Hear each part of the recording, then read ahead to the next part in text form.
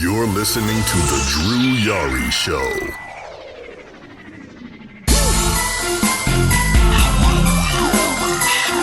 That's the wine and diner with kings and queens. You're looking at the man. You're listening to The Drew Yari Show.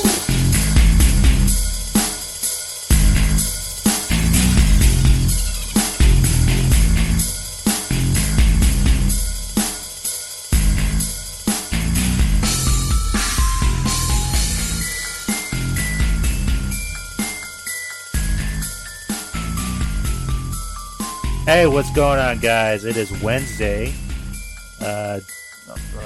Wednesday, December 30th, 9:30 on the dot. We are starting on time for a change. And welcome to the last episode of 2020 for Drew Yari Show, which I am your host, Yari.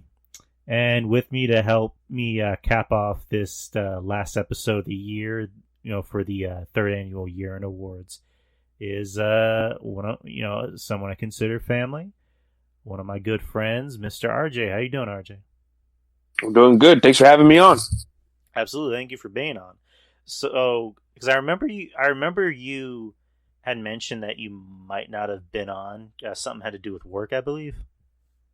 Yeah, I'm scouting out for a new job, so I was kind of keeping my options open just in case they would have called by now, but they hadn't called for orientation yet, so I'm still waiting on that. But I figured probably after New Year's they'll give me a call. All right. Well, that's good. So you haven't actually started anything, right? No, not yet. Okay, give me 1 sec. I gotta mess with the audio again. I'm sorry. Mm-hmm. I just got this new mic for Christmas that my brother-in-law got me. I'm just looking at the troubles and everything, and from my end, even when I'm not even talking, I'll still see something going up. So I just don't want the audio to come out all messed up on my end. So, all right, looks like everything's working out. So, anyways, but yeah, over here in San Antonio, just kind of the same old shtick. We get this bipolar weather. It's funny because Matt Hardy, I remember, had an interesting way to talk about San Antonio. He said in San Antonio it gets really, really cold, and let me repeat that. In the winter it gets really, really cold. In the summer it gets really, really hot. That's pretty much the best way you can describe San Antonio. Right. And then you'll have these spurts where in the wintertime it'll be cold for a week, and then in 1 week it'll be humid. I literally remember on a Christmas we were in 70-degree weather. 70, 80-degree weather. It was just that bad. So, but luckily I can definitely relate. Yeah, how's it like in South Carolina? It could definitely get like that. It's definitely bipolar around here too. That's how people get sick down here a whole lot. Because I remember you speaking of Christmas, one year for Christmas back in 2015, it was 85 degrees, man. Damn. That's pretty rough. How do you guys deal with that? That's crazy, man. I didn't even know what to do. A girl I was talking to on Twitter earlier, she had shared with me these pictures of her and her kids playing outside and the snow and everything like that. And I'm like, what snow? I don't know what snow is. I haven't seen snow in 2020. It was about to be 2021. I hadn't seen snow since 2017 or 18. So it's crazy. Yeah, the snow over here, whenever it does snow, immediately the very next day, it'll just completely evaporate. It's really not eventful. I mean, you ask someone like Kevin or John, and the snow will just last there until it actually wants to leave. So, I mean, I don't know how I would actually deal with snow, especially shoveling snow. I've heard so many horror stories about shoveling snow. You can legit get a heart attack from shoveling snow. Well, yeah, for sure. Yeah. I think Kevin talked about it on an episode of the Don Tony Kevin Castro show one time. That I think one of his friends had a heart attack shoveling snow or something like that. So yeah, it definitely happened. Yeah, I couldn't imagine dealing with that shit. I'm glad I don't have to. So I mean that's always I guess one of the I guess the pluses, if you want to say it, of living in San Antonio is you don't have to, or just South Texas in general, is just dealing with snow or shoveling snow of any kind. So, but we can just move on from this topic already. So let's talk about the big news story of the week over the weekend, which was Saturday, the day after Christmas. Unfortunately, Brodie Lee, who was also known as Luke Harper in the WWE, and John Huber, who's like is his legit name, passed away at the age of 41, and it was said it was I think a lung disease. That was like the official report. And right. I mean, I talked about this last night with Jeff Letman and Steve on the Hammerlock Hangover podcast. So I want to get your thoughts on it, but I'll keep mine brief. I like everyone else was shocked because it's kind of like the Chadwick Boseman. I don't want to compare deaths or anything, but it's kind of like the Chadwick Boseman thing of he was so young and we had no clue that something was actually wrong with him. Anytime someone that young passes on, it's shocking. Death itself is shocking and is always sad. But for someone like a Brodie Lee, who was kind of barely getting his life, to begin, or maybe not to begin, but like he was 41. Like he was still kind of in the prime of his life and his career, and we knew nothing about it because his last match on TV was with Cody. It was that dog collar match, and not for nothing, I said that was actually my favorite AEW match, and ever since then he was gone from TV, and the only thing that we heard about it was that he had an ankle injury, and supposedly the talk is that AEW knew about it, but they were keeping it a secret. They didn't want to put his business out there. So I don't know if Luke, I'm going to call him Luke, had told AEW, just don't leak this, let's just maybe keep this on the DL until, things get better. So we don't know. We don't know why. We don't know if they knew, and if they knew, why didn't they really divulge more of it? But either way, it's a sad loss. For the wrestling business, for the fans, and also the wrestlers. And I can't lie. I wasn't.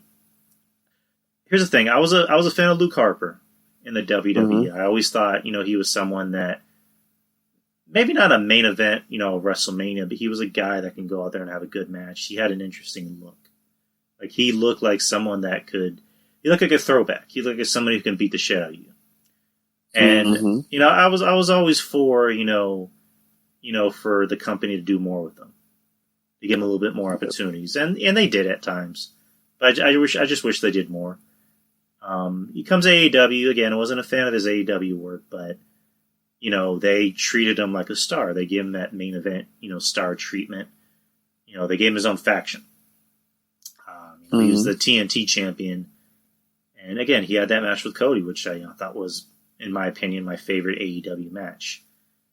And it's very unfortunate. And then you see the outpouring on social media of just people in the business that knew him. And like I had always heard through the grapevine, that Luke Harper as a person, John Huber was known as this very likable and nice guy, that there was, nothing but nice things said about him. And that was kind of like an understatement, seeing, like the Wyatt family, like, Bray and Eric Rowan and Braun just talk about, their experiences with them, how close they were. And they were like brothers. They're like brothers, like almost. And then other guys like Seth, like I almost call him Dean for a second, John Moxley, just everyone else. Stephanie McMahon had an interesting tweet, saying that they bonded through the fact that they, or I think Stephanie said that they got along. She got along with the wife that and that's another thing that was interesting is that it wasn't just John Huber; it was his wife too. Like his wife played an interesting role in his career and also the bonds that they had with a lot of people. That was it? I think Dash or Dax from FTR had told a story that his wife had a miscarriage, and John and his wife Amanda actually called him and kept checking in on him every day, and him and his wife saying, "Hey, do you need anything? Like, we're here for you. Got your back. We're here if you need anything." And it was just like, you hear about couples like those, and it's almost amazing. It's amazing that there's people like that exist, that just go out of their way to just call you and say, "Hey, how are you? Everything's gonna be okay." And I'm gonna move on to you before I start, crying like a girl. No one needs to hear that. So, anyways, take it away, man. Like, tell us what you think about everything. Well, like everybody else, I was very, very shocked and very, very surprised to hear about the passing. And what was funny about it was because I watched I was watching something. I forgot what it was. And I wondered, I was like, when is Brodie Lee coming back to TV? And then, then we hear the news on Saturday about his passing. And then, like, some things started clicking in my head, and I was like, well, this guy hadn't been on TV for a long time since that Cody match. Like, did he get hurt badly to the point where, I don't know, what happened? Like, the wheels start turning in your head a little bit because of, the timing of the whole incident and not the incident, but the timing of his death, and then the fact that he wasn't on TV or in the public eye, since that match going into his death, things just started clicking in your head and like, man, like, damn, like, did he hurt himself or did he have some type of, disease? And later we found out about the lung stuff, and like, there was just a lot of questions at the time. He's just like, wow. But overall, I thought the guy was one of the best big men going today in wrestling. And as far as, and we talk about like big guys that don't work like big guys, right? Right. But he was the guy that had that perfect blend of he hit you hard, right? He beat the shit out of you. Right. But when he flew, it didn't look all floppy and fake and phony. Like, he really hit you hard when he came diving through those ropes. Every time he did the dive, every time he did some crazy, move off the top rope or something, it looked like it hurt. It looked like it meant something. Like, he was there to just put you on the ground. And that's what I liked about the guy. Everything about him was hard hitting. And you just can't make guys like that anymore. You know what I'm saying? Right. I mean, everybody wants to be all finesse and soft nowadays, but that guy was a killer, man. And that's why we were a fan of his. My little bro, Ty, shout out to him. Like, he was a fan of his, like, when he was like 11. He's like, I like that guy right there because I believe it. And when an 11-year-old boy believes in everything you do as a wrestler, you're doing something right. So there you go. Rest in peace, Brodie Lee, Luke Harper, John Huber. Very good worker. He's going to be missed. You could just sense that the guy was a great guy. I seen him live a couple of times at the NXT tapings, the earlier tapings when the Wyatt family was a big mainstay on there. And I never got a chance to meet him, face to face or anything like that. But you could just tell that everybody liked him and that he was a good guy. So rest in peace. Yeah, rest in peace. To John Huber, aka Luke Harper, aka Brodie Lee. Leaves behind 2 kids. Was it 2 kids, or was it 2 kids or 3 kids? I think it was 2 boys, right? Brodie Jr. and I'm not sure what the other kid's name is. Yeah, 2 kids and his wife Amanda. I did the best job I could trying to watch both shows tonight. AEW did a great show. They really just went out of the way to put on a beautiful show, in which you kind of figured they would. Yeah. You saw the eulogies from John Moxley and from Eddie Kingston, which that was kind of rough to watch. And I'm not trying to make fun of them or anything, but it's just like you see a lot of these guys break character almost. And the matches were good. I mean, the matches were the matches. You're not expecting anyone to go out there and try to put on a 5-star classic on a eulogy show, on a memorial show, but they went out there and just had a good match. And, of course not. Yeah, and they did their best. And for what I've seen that 6-man tag between the Bucks, Colt Cabana. Cabana looked good. He was like the best bright spot of that whole entire match that I've seen. Like, he was the bright spot there. Like I put on Twitter, I was like, man, people forget 15 years ago, back when I was in middle school still, Colt Cabana was like one of the hottest guys in the independent scene. You know what I'm saying? Like, everybody was talking about Colt Cabana and raving about him and shit like that. And to see him years later, I'm 26 now, and this guy's still killing it. And he looked good tonight. He looked good. Matt Hardy. Oh man.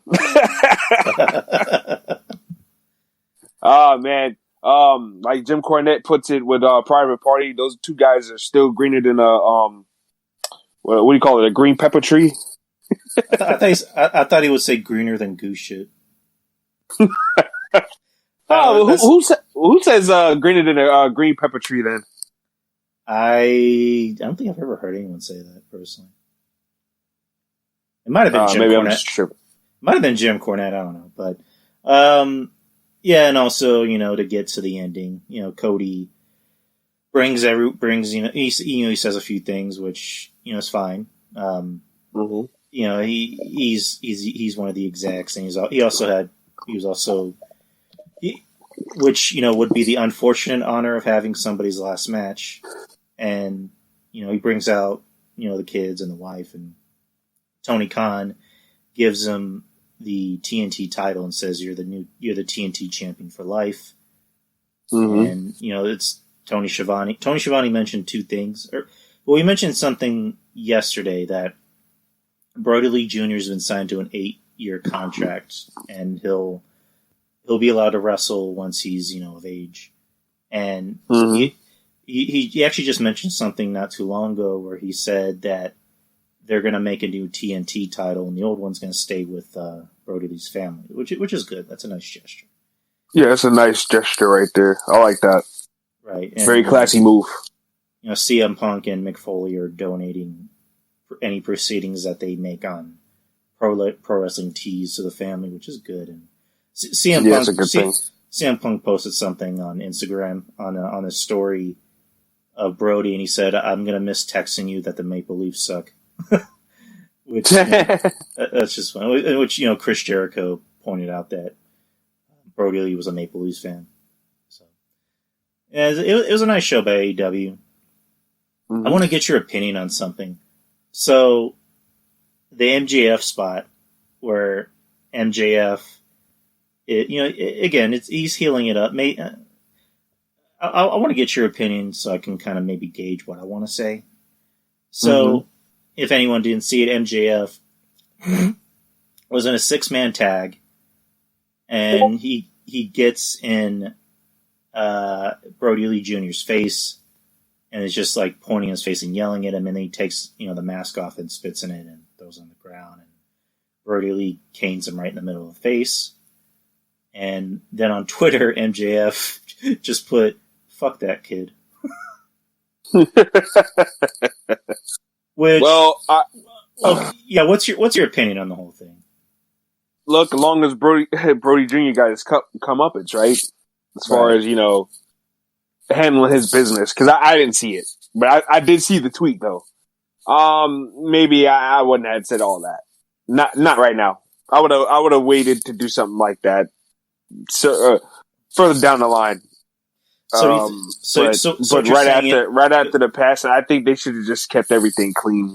Just let it be a tribute show. Leave the kid out of it as far as that's concerned, and then just come back to something like that later on in the future. So basically, what you're saying is that was too soon. Yeah. Pretty much, yeah. Yeah, I think so too. And I get it. MJF's supposed to be the heel.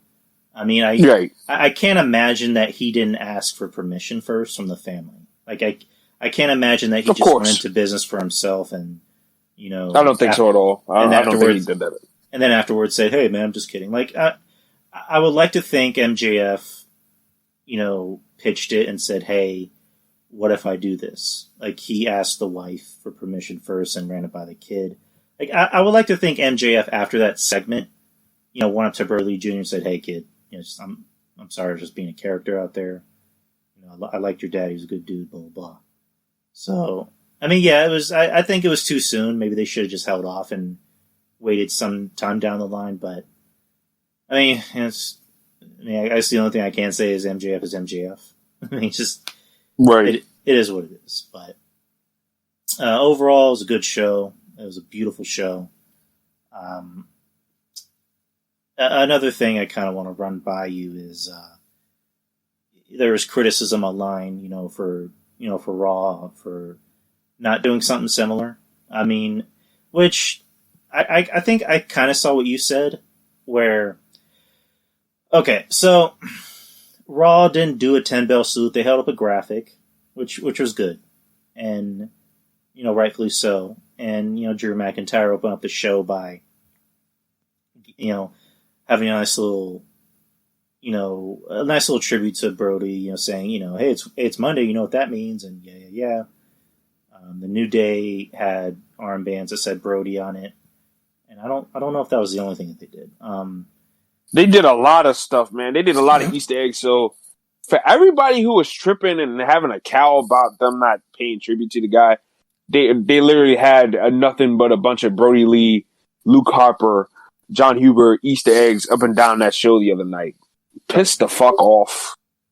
Right. And come on. Or maybe, and look, people would have been complaining if WWE even did put on an extravaganza for this guy. They would have been like, oh, they're trying to show up AEW. That would have been coming. Come on, man. Chill out, man. Well, they paid tribute to the guy the best way they could with what they had right there in that situation. And look, there was talks, and I even tweeted about it yesterday, I think. There was talks about them doing a video package for him for SmackDown, I believe. Right. So everybody who had their pennies and the bunch and was all up in their feelings that he didn't get enough, well, apparently we're going to get it on Friday. So people need to chill with that, man. Seriously. Come on. You're right. You're right, because here's how I kind of put it on last night's show with Jeff. Mm-hmm.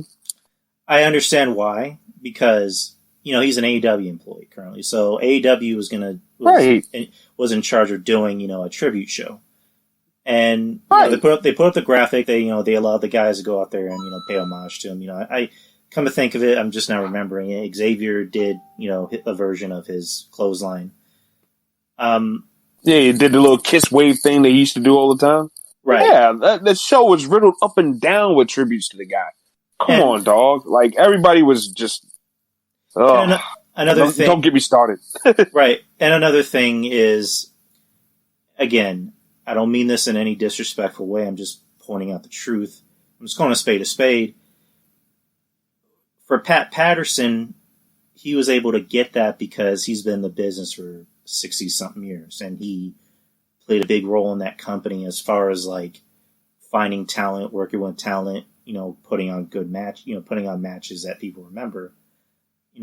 Brodie will be remembered as a good talent, but Brodie never had that career that a Pat Patterson would have, or, someone like that. And again, I'm just calling a spade a spade.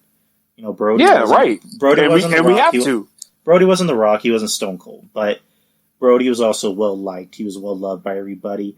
I thought the least they could have done was maybe have a 10-bell salute, at least. Yeah, but everything else they did was fine. I'm not complaining. I'm not angry about it. I'm just saying maybe they could have at least had a 10-bell salute. That's just my opinion. But right. Because I know you. And I agree. I mean, and that's fine too. Like do the 10-bell salute. But as far as everybody expected WWE to have a freaking hologram for the guy, like what do you want? Yeah, you're right. You cannot please anybody. I swear you can't.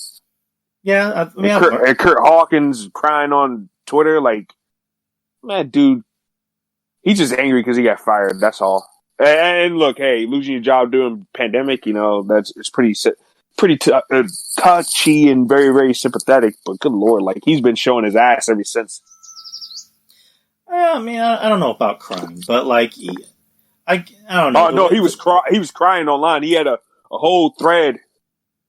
Fuck WWE for not giving him a video package and a hologram and a T-shirt and blah blah blah. I'm like, oh, dude, get over yourself, man. Yeah, you're right. The whole moral of pretty much anything in life in general is can't please anyone. Even if you really go above and beyond to try and please someone, you're not going to please them fully. Because there were people complaining about the Eddie tribute years ago. There were people complaining about the Benoit tribute, which 24 hours later we found out why. And we're not going to get into that. But yeah, it's just good lord. At the end of the day, it is what it is. And we don't want to kind of divulge too much into the hate. Do you even want to talk about the whole Bruce Mitchell thing, or just kind of like leave it where it is? I just got 2 words to say to Bruce Mitchell: "Fuck you." That's it. Yeah. You can go ahead and further divulge on the situation if you want to, but that's all I got to say about it. Yeah, I don't want to spend too much time talking about it because, like I mentioned, we talked about it on Jeff's show, and I've basically been kind of hearing everything from Draper, Kevin Castle, and I'll be honest, I didn't read the article. I'm just going by what other people said, and the only thing I'm going to really say about it was disgusting for him to even come out and say, he really had COVID, but AEW knew about it the whole time, and his wife is even saying, he didn't have COVID. And for his fucking dumbass to just double down and be like, oh, well, I stand by what I said. It's like, you stupid motherfucker. His fucking wife is like saying, no, this wasn't COVID related. As a matter of fact, she made that abundantly clear in her original statement. In her Instagram post, she made it very clear, no, it wasn't COVID related, it was something else. And for his fucking dumbass to come out and say, oh, well, I stand by my statement, and just completely double down. It's like, dude, you're a fucking idiot. You're not just an asshole. You're a fucking idiot. And good on PW Torch for letting him go. Like, good on them. Fuck Bruce Mitchell. That's all I gotta say about that. I don't want to talk about this as much as I have to. I don't want to give this idiot any more airtime than I have to. But in closing, me and RJ both want to say fuck you, Bruce Mitchell. That's pretty much it. Exactly. But yeah, so we can talk about NXT for a bit, and we'll just get into the year-end awards portion. So NXT overall was actually not a bad show. Both shows were good for different reasons, and for the first time, it wasn't about the Wednesday Night Wars. It was just about the wrestlers just going out there and performing. Right. It was just about the wrestlers going out there and paying homage in their own different ways. NXT had that graphic of Brodie, and the wrestlers out knew Brodie, went out there and just wrestled and paid homage in their own way. And NXT had a nice show.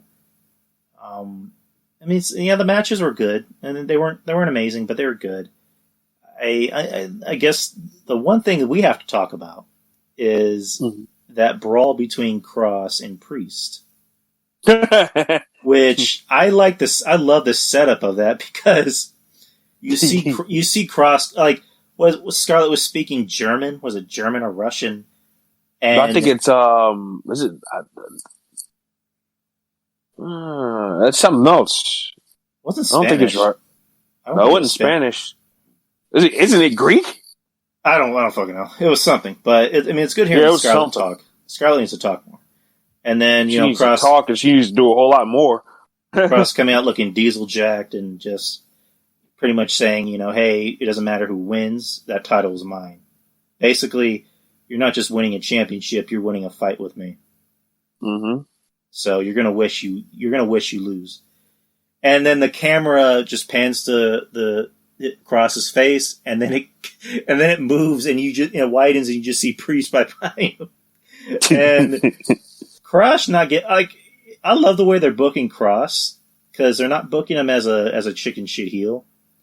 They're booking him as a badass, fucking just a badass. They're booking him as a badass. And why would they need to book him as a chicken shit heel? He's not exactly Leon Ruff or Johnny Gargano. He's a big, 6'5".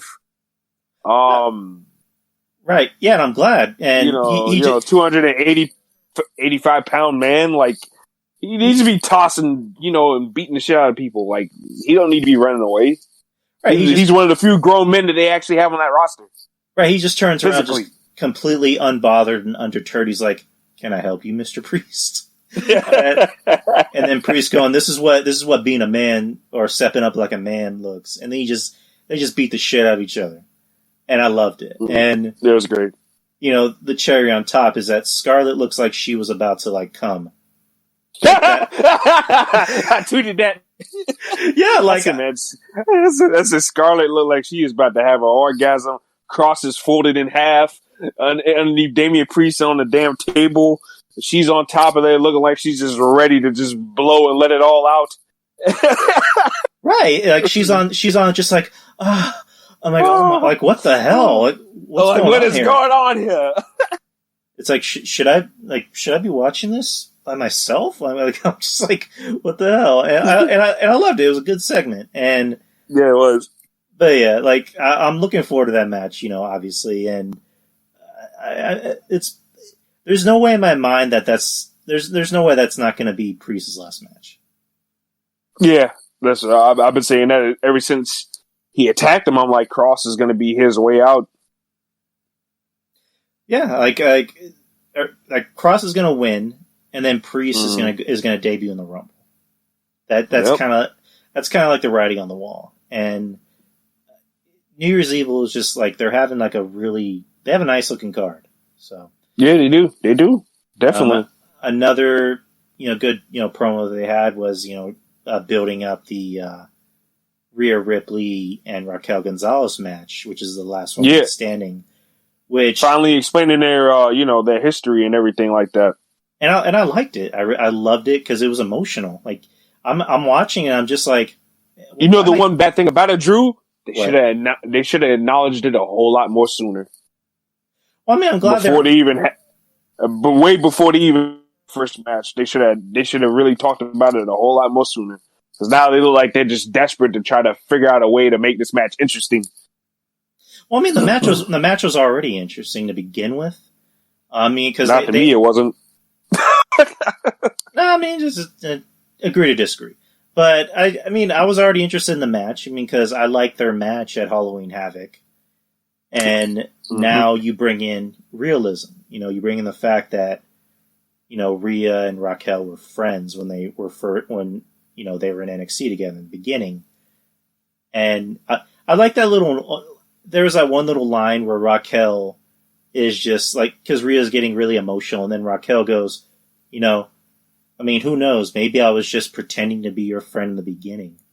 And I'm like, oh, like that's pretty rough. Like that's real life right there. Right. But yeah, I'm looking forward to the match. It should be good. I mean, not that this should matter. It seems like something even Jim Cornette would like.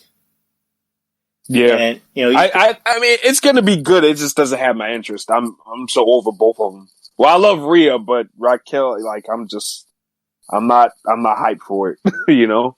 Yeah, I mean, I'm the opposite, so we can get into that when we talk about it. Yeah, right. But and then Maurice is pointing out Mercedes making her comeback to NXT last week, which I'm happy because I love Mercedes. Maurice, I agree with that. That's something I'm hyped for. I'm glad that she's not in Retribution anymore. I'm glad she's back. I'm glad she's Lord. kicking ass. She's going after the champ, which that should be a banger. My only worry is that it's just going to be a one and done, and they're not going to have anything to do for her. Yeah, that's the very downside to it, and I agree with you. I don't like that either. I think Tony's gonna get that belt, man. At this point, I think Tony has to be the one that beats Io Shirai, right? Like they keep on teasing it, but they're not giving it to us yet. Yeah, Tony's a star. I mean, there's no ifs, ands, or buts about, or no pun intended. she's there's no ifs, ands, but there are buts, but in a different term. She's a star. Like she can work. She can talk. She has a good look to her. She has presence. Like she actually looks like a woman. Like yes, yes, she does. Like, and again, don't mean this by disrespect. It's just calling a spade a spade. That's what we do. You look at a lot of the women on the roster, like a Mandy Rose or a Dana Brooke. Those are girls. Someone like Raquel Gonzalez or a Rhea or a Toni Storm or an Io Shirai, those are women. Oh yeah, that's a women's match, not a girl. Like, as much as I love Dakota Kai, compared to Toni Storm, is crap. Night and day. She's crap compared to Toni Storm. But yeah, Toni Storm. I'm looking forward to what she does in NXT. And yeah, like I'm looking forward to seeing her walk down to the ring. Oh yeah, oh yeah. we can go. And wrestling too. Yeah, of course, wrestling and wrestling too. I'm looking forward to her taking more bumps and for her to wrestle. Yeah, exactly. And I agree with my little bro Ty. The cameraman should definitely get a raise, for his contributions. Good on you, cameraman. I just imagine Triple H in the back seeing that camera angle and just going,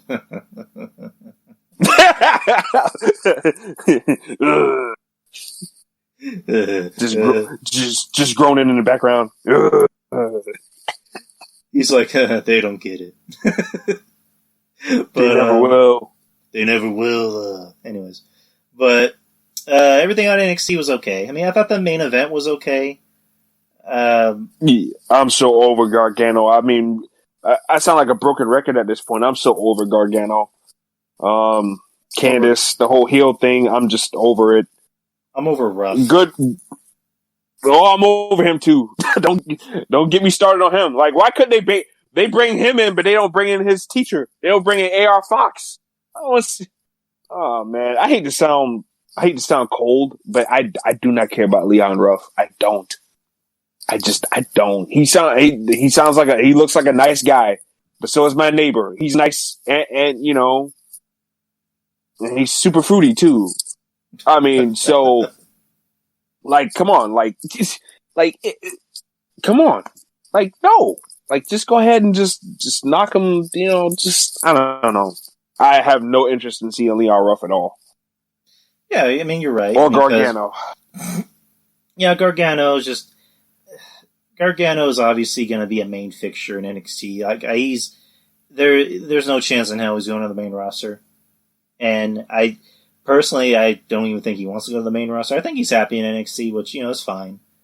Same thing with somebody like a Ciampa, who I think a lot of guys just want to stay in NXT, and I don't blame them, because look what they've done to everybody else, which that's a story in itself. We can talk about it another time, but Gargano, I'm just I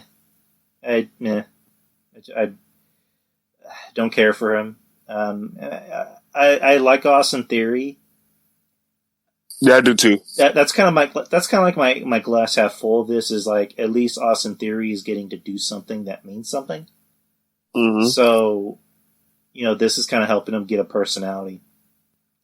And then Indy Hartwell. To me, he already had personality. It was just that they never really fully let him rock like that. And I think, it was because of the fact that A, they called him up to the main roster too quick before he can even really develop in NXT. And then B, when they brought him back to NXT to kind of, protect him from all those allegations and everything like that, he was losing and doing jobs left and right. So he never really got a chance to really develop on his own. To me, he doesn't need Gargano. And you look at him and you look at Gargano side by side, and I wonder who the hell is the teacher and who the hell is the mentor. Just like I said the other night with Elias and Riker, who's protecting who? You know what I'm saying? Like, Austin Theory looks like the veteran here, and Gargano looks like the little kid. Like, seriously. Oh, man. Yeah, you're right. I mean, that's just how I feel, And to me, Austin Theory's a more better wrestler anyway, because he's he's not one of those guys. Theory is a very, very good hybrid wrestler. He's a nice powerhouse guy, but he's very, very agile. And a lot of his moves are very, very innovative. I give him a whole lot of credit. And it's not anything that looks flippy and floppy and looks phony. Like, his shit looks good. So I like Theory a lot. It's just that, he was in trouble. He's got the dark cloud over his head a little bit because of that. But they've done a good job of kind of making that kind of like hush-hush a little bit. I mean, you still got people that, he's a rapist, this, that, and the other. But I think that for the most part, nobody's really been talking about that all that much lately. And they've just been impressed with what he's been doing lately. And I hope it continues. And I hope that he breaks away from this group sooner than later, honestly. Yeah, no, the thing is, I was doing a 180 on him because when he first came in, I see him and I just go, "This guy looks like a creator wrestler. Like, he looks like somebody like on WWE 2K that you would create. Like, he just he was very generic, and I just wasn't crazy about him. But for like the past few months, I was starting to really. He was kind of starting to really win me over. I was kind of like baffled because it's just like. They're giving this guy a lot of TV time and really making him seem like he's something, but yet he's constantly being bitched out. So, not as badly as the Velveteen Dream, though. I give you that. I mean, when he was having his matches where he was losing and everything like that, they were great matches. Whereas the Velveteen Dream, I mean, me and you talked about this before. Velveteen Dream was getting bitched out, getting screaming and crying all over the place, slipping and sliding in pink cowboy boots and shit. Just getting pitched out by everybody. But Theory was putting on nice competitive matches before he went down. So with Velveteen Dream, like, you pointed out like his cowboy boots and everything. It's like, yeah, they really. I don't know if it's because maybe he's doing it, but he's like his look is not matching his entrance. Like, because he's coming out wearing jeans and like a random, like he's pretty much looking like Dennis Rodman more than Prince. That's very, very. Oh, yeah, man, that's very, very accurate, actually. Yeah, like he had his bizarre attitude. Yeah, and I mean, this can kind of like maybe segue into our year-end awards. So, do you think Velveteen Dream is a future endeavor for 2021? Yes, I think I don't think they're not going to fire him, but I think they're going to let his contract rock out, and I think he's going to be gone. He's going to be gone. I don't think there's no redeeming the Velveteen Dream. For whatever reason, they have not outright fired him. Like they did Jack Gallagher, and they let Travis Banks, they let those boys rock. Okay, as soon as they found out whatever they found out about those guys, they let them boys go. And Travis Banks, if anybody wants to play all the cover-up game, Travis Banks was supposed to have been one of the top guys in NXT UK. And they had no problems with bouncing his fuck ass up out of there. So, let that be known too. And the Velveteen Dream was supposed to have been a top guy too, and they just bitched out, getting, what I'm saying, like I said, screaming and slipping and sliding all over, looking like a fool. And getting bitched out every week. So, or every time he's on TV. So, yeah, he's gone. He's definitely gone. All right. So now we can segue into the meat and potatoes of tonight, which is the year-end awards. Mm-hmm. My third annual year-end awards, I call them, the Yaris. It's weird. I think Yari is a brand of cars. So I don't know if I don't know if I can call it Yari's anymore, but yeah, my third annual year-end awards, which is basically the best and worst of wrestling in 2020. What I did this year, and not for all of the nominees, just for the top ones like match of the year, female, male of the year, and also worst match, worst female, worst male. What I did for those categories is I put it on Twitter, and what I did, it was interesting, was that I did it almost like like March Madness, where I had like the top 16 of the men and the women and the matches, and I just generated on who was like slot number 1, slot number 2, blah blah blah, and came down to the final 4, and I just put the final 4 out there, and the fans voted on who they think is, female wrestler of the year, male wrestler of the year, worst female wrestler of the year, worst male wrestler of the year, blah, blah, blah. And, we're still going to give our opinions. But, right. I let the fans vote. So, do you want to start, RJ? Are you ready? Yeah, I'm ready. Let's go. All right. The third annual year-end Yari Awards begins now. And let's start with male wrestler of the year. Mm-hmm. So my top 16 choices were Randy Orton, Right. AJ Styles, Well deserved. Eddie Kingston, Adam Page, Keith Lee, Daniel Bryan, Adam Cole, Chris Jericho, Cody Rhodes, Kenny Omega, Finn Balor, Nick Aldis, Roman Reigns, The Fiend, Drew McIntyre, and Jon Moxley. So the final 4 came down to Randy Orton, Roman Reigns, Drew McIntyre, and The Fiend. Right. The fans voted as their choice of male wrestler of the year. I forgot to ask you, RJ. So before I give the fan vote, who, in your opinion, is the male wrestler of the year? It's very, very close. And you can go either way, but I'd say Drew McIntyre. I mean, this man won the Royal Rumble, went to WrestleMania, beat Brock Lesnar, had a very nice championship run, put on some nice matches. The one with Rollins was very, very good. The one he had with Ziggler was, it was Ziggler, so he really didn't really believe in it all that much, but they went out there and worked hard anyways. And then the stuff with Orton was good too. The Cell match I wasn't too crazy about, but it was okay nonetheless. And the match he had with Roman, actually when he won the title back, that was a really good match as well.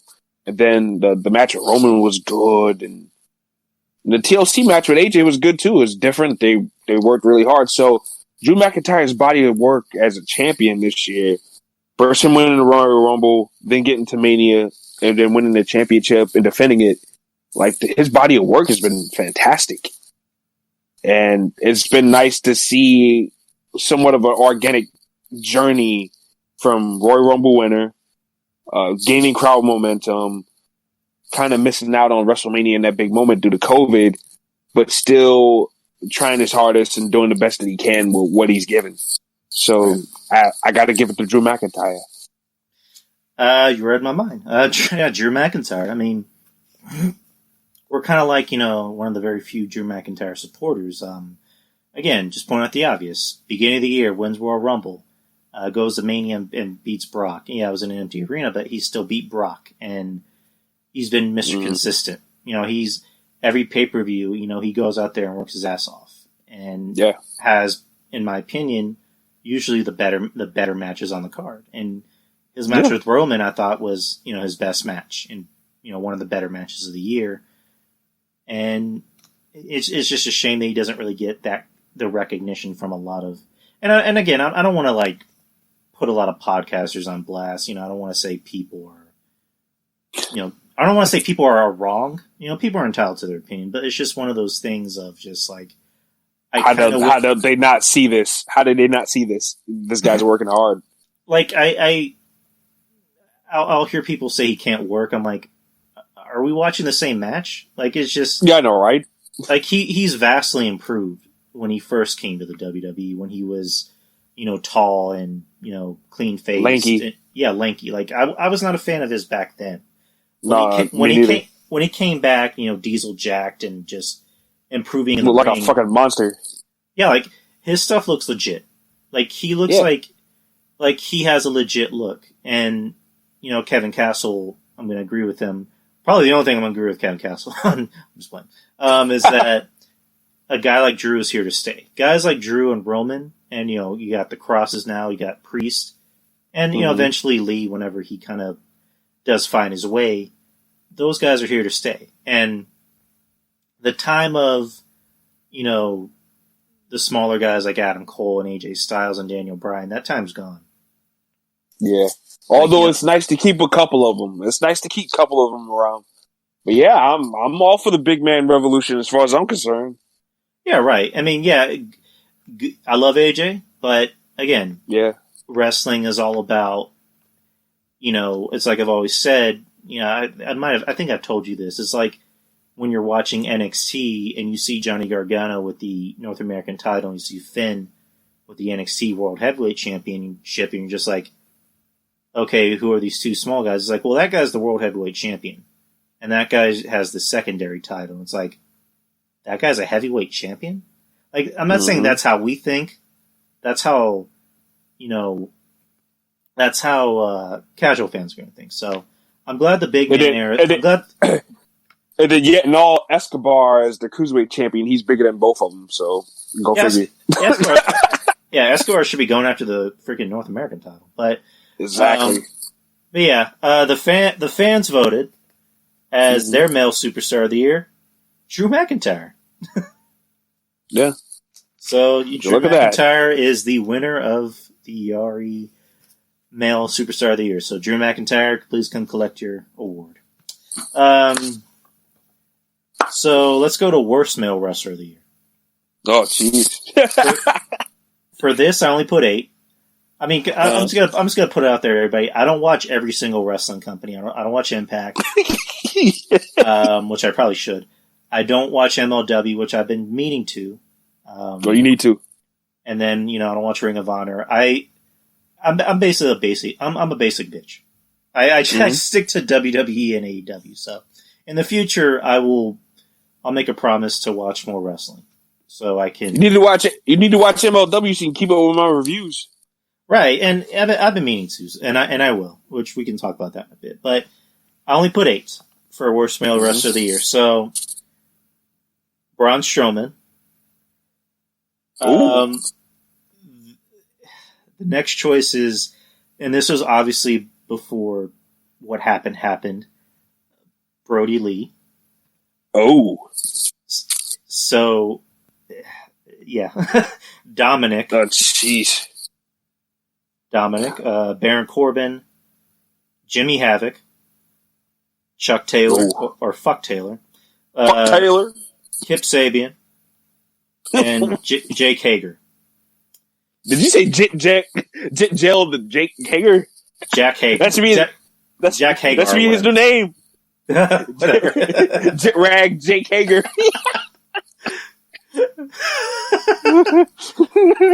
So, for the Final Four, Lee ended up being in the Final Four, so for obvious reasons, I had to take him out.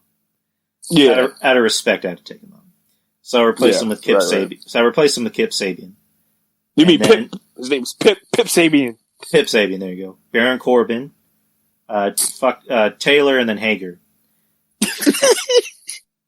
So before I give you the fan's choice, who in your opinion is the worst male wrestler of the year? Oh God! Oh man! Damn! Out of those guys, Hager. Well, I mean, I don't know, man. It doesn't even have to be my choices. Like, who's someone that you've seen that you just think is just complete garbage, and you don't know why they still have the job? Good Lord! Fuck.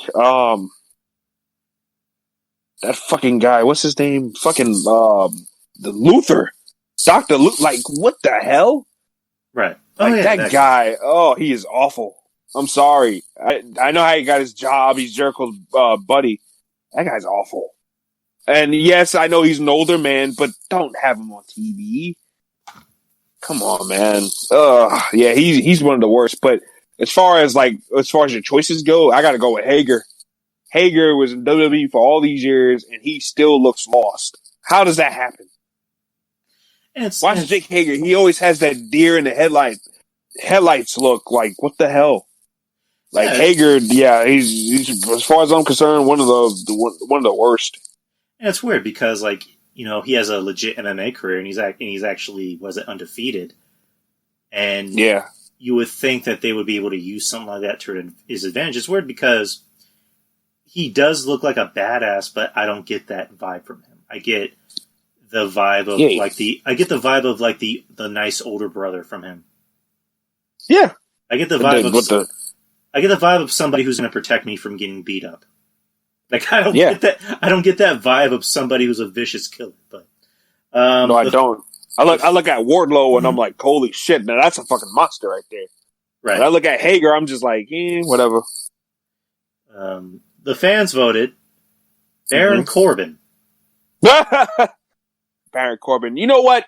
We all give Baron Corbin shit, right? Right. And I know I have, but Baron Corbin, I'll say this. When Baron Corbin's in there with the right person, Baron Corbin he has his matches. He has his moments. I'll give Baron that. I mean, it's weird because Sasha Baron Corbin, no more slander for beat. I'm sorry. The fans voted, Sasha. I'm sorry. The fans voted. So, but, yeah, I mean, yeah, you're right about that because I think wrestling is like with anything is you give somebody the right opponent, they're going to work. But, yeah, it's just, yeah, and he says Chuck Taylor is worse. I'll agree. But, I mean, Chuck Taylor's awful. A lot of these choices were, I think, even worse than each other. But Kip Sabian, good lord, he's bad too. Yeah, he's just another typical high flyer, nothing really special. I don't get the appeal of Kip Sabian. I mean, especially when they have Sammy Guevara. I mean, Sammy Guevara is a star in the making as far as I'm concerned. But Kip Sabian, nah. Oh yeah, I agree. You know, all four of those guys, honestly. If I had to pick multiple choices, I mean, damn, that's really the bottom of the barrel. But you got to scoop Dr. Luther in there or whatever the hell his name is. Yeah, scoop him in there too. I'm surprised. I don't know. I'm surprised Braun didn't get in the final four. Braun Strowman, to me, you know, I don't find him to be all that bad of a wrestler. But as far as like the matches and his booking this year has been shit. Definitely. Well, I mean, I'll give Braun this. He at least looks like something. Yes, he does. He looks like a fucking monster. I mean, I don't really think Braun needs to go out there and have, you know, these 5-star spectacular matches. Like no. The best way to book Braun, and this is something I don't get why WWE doesn't do, is book him like an ass kicker, book him like a monster, because that is what got him over in the first place. Is you book him like a monster instead of having him go out there and be a goof and dance with the New Day and you know, like don't ever let Braun talk. Like, let me retract that statement. Let him talk, but have him talk less. If he's going to talk, have him talk like a badass. Have him just say, "I'm going to beat the shit out of every single one of you tonight." Like, just say shit like that. Don't have him give these long-winded promos because that's not him. Roman is the one that can give those promos. As much as I like Drew's not the best talker. Yeah, Braun should not be the one that goes out there and tries to talk for 5 minutes. I think Drew carries himself well as a talker. I think he's a charming talker. Right. And he has all that down packed. I just think that they need to cut down on the promo length. I think that's what kills guys. They have them cutting the same formulaic 15, 20-minute promo, and you're just like, oh, okay, can we wrap it the fuck up? You know what I'm saying? Just say a couple words, get in, get out. When I cut promos for these E-Feds in less than a minute, and I get the point of telling you what kind of match is going to go down, what I am going to do in my matchup, and close out. And I can do that within 2 minutes and 15 seconds on Twitter. Then these guys can do it too. Come on. It's not that hard to cut a promo. Right. But WWE wants them to go out there and have this long, extravagant 15, 20-minute promo every week. And this is like, They insist on people doing the talkie-talkie. And what they need to realize is that it doesn't work for everybody. I mean, because look what they did to Aleister Black. And God. We can go all night with that, but you damn right we can. So let's move on to female wrestler of the year. So my top 16 for best female wrestler of the year were Shayna Baszler, Asuka, Thunder Rosa, Ruby Riott, Becky Lynch, Toni Storm, Rhea Ripley, Nyla Rose, Bianca Belair, Dakota Kai, Charlotte, Serena Deeb, Bayley, Sasha Banks, Hikaru Shida, and Io Shirai. So baby. The final four came down to Io Shirai, Bayley, Asuka, and Sasha. Wow. So before we get to the fan voting, who is your choice of female wrestler of the year? Damn, that's tough. Oh man. Hey man, you trying to get me killed? That's a lot of good. Hey, I ain't gonna lie. As much as shit as people have been given Sasha and Charlotte and Becky and up until pregnancy and Bayley, like those women were really carrying things strong. And Thunder Rosa's got her own swagger to her and everything like that. It's very, very attractive as a performer and as a person. Hikaru Shida has been doing her thing the whole entire time. Nyla Rose, in my opinion, they don't know how to book her, man. I don't think they know how to book Beast in AEW like that. She's someone that could easily be the best woman in that company. And I don't know. They need to book her like Awesome Kong. They do, but they don't. Which I'm like, how? I don't get why. Not? And like you give her Vicky Guerrero, and it's like this girl can actually talk.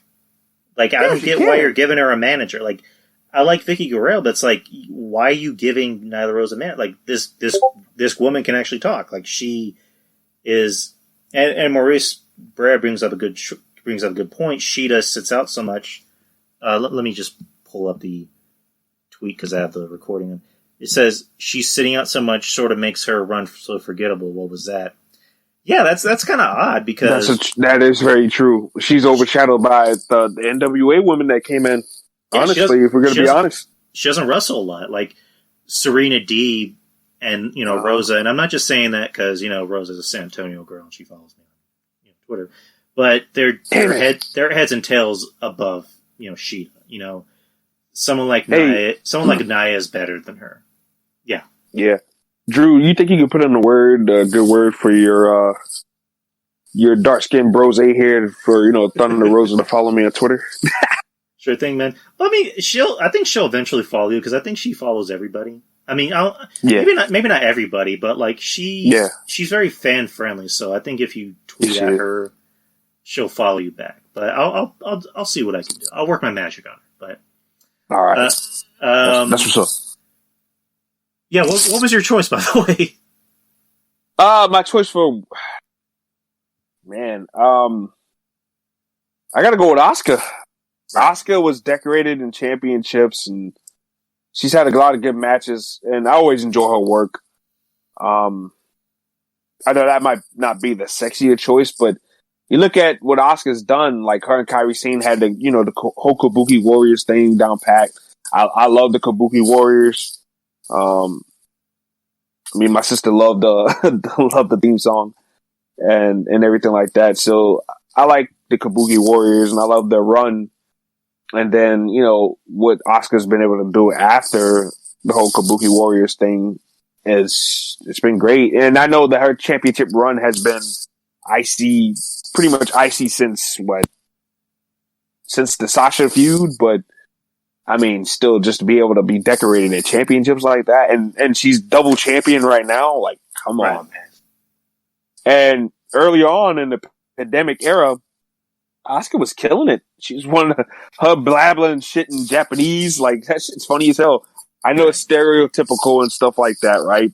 And it's, you know, same old LOL WWE, but I just thought it was, like, funny. And usually I scoff at, you know, typical LOL WWE, what they figure is comedy, but I thought it was actually pretty good. And I just been enjoying her. But that's really tough too, because I enjoy just about all the women you had on that list. So that was really, really tough. Tony Storm, man, you know, Rhea Ripley, Io Shirai, Bianca, like you can't go wrong with any of those women. So yeah, that's my thoughts on that. I'm kind of on the same boat as you as far as like this was tough because you can go either way. You can go any way. Make a great case for all these women. My choice was actually Bayley. Okay. Yeah, and rightfully so. I think, you know, she began the year as champion. She lost it recently, but she's still staying, you know, relevant. You know, she had that really good match with Bianca, you know, not too long ago on SmackDown, and I'm interested to see where that feud goes. Me too. And I mean, I guess I'm biased because I love Bayley. I like Asuka too. I'm gonna give credit where credit is deserved. She's taken advantage of COVID and just really become one of the biggest bright spots about, you know, the WWE, you know, not just WWE, but wrestling in general. Bayley, again, you know, she even said that she used the empty arenas as a chance to enhance her character, and it worked because we all know Bayley as this nice person. And, you know, it's like The Rock said, you know, in wrestling, your character is you with the volume jacked up. And she was able to find that very obnoxious, annoying side of her, and it worked. So I'm a Bayley fan. Personally, I think it should have been her and Bianca at Mania. I think that would have been a better match. But, you know, again, giving credit where credit is due to Sasha, she's improved. Being on The Mandalorian has helped her character, has helped her acting.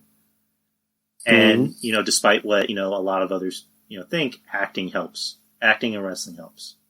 And, you know, she's no longer doing the when I was a little girl, Eddie Guerrero promos, blah, blah, blah. Like, she's actually going out there and talking like a fierce, you know, badass woman. And it's working, and I like it. But, yeah, my choice is Bayley. The fans voted as their female wrestler of the year, Asuka. Okay. So, I mean, yeah, good for Asuka. I mean, again, I like your choice. I like Asuka. I like Bayley. So we're torn because it's tough. So, but worst female wrestler of the year. Again, like before, like for the worst categories, I just put 8. Same thing with the matches. Right. So for the 8 women I chose as who I think are the worst, you know, women in wrestling: Lacey Evans. Oh. Lana. Nia Jax. Big Swole. Which I wish she lost. Which I wish she won. Brandy Rhodes. Dana Brooke. Britt Baker. Well, I mean, Britt Baker as a character is fun. Britt Baker in the ring is... Mm-hmm. And then the last choice is Billie Kay. So the final 4 came down to Lana, Nia, Brandy Rhodes, and Billie Kay.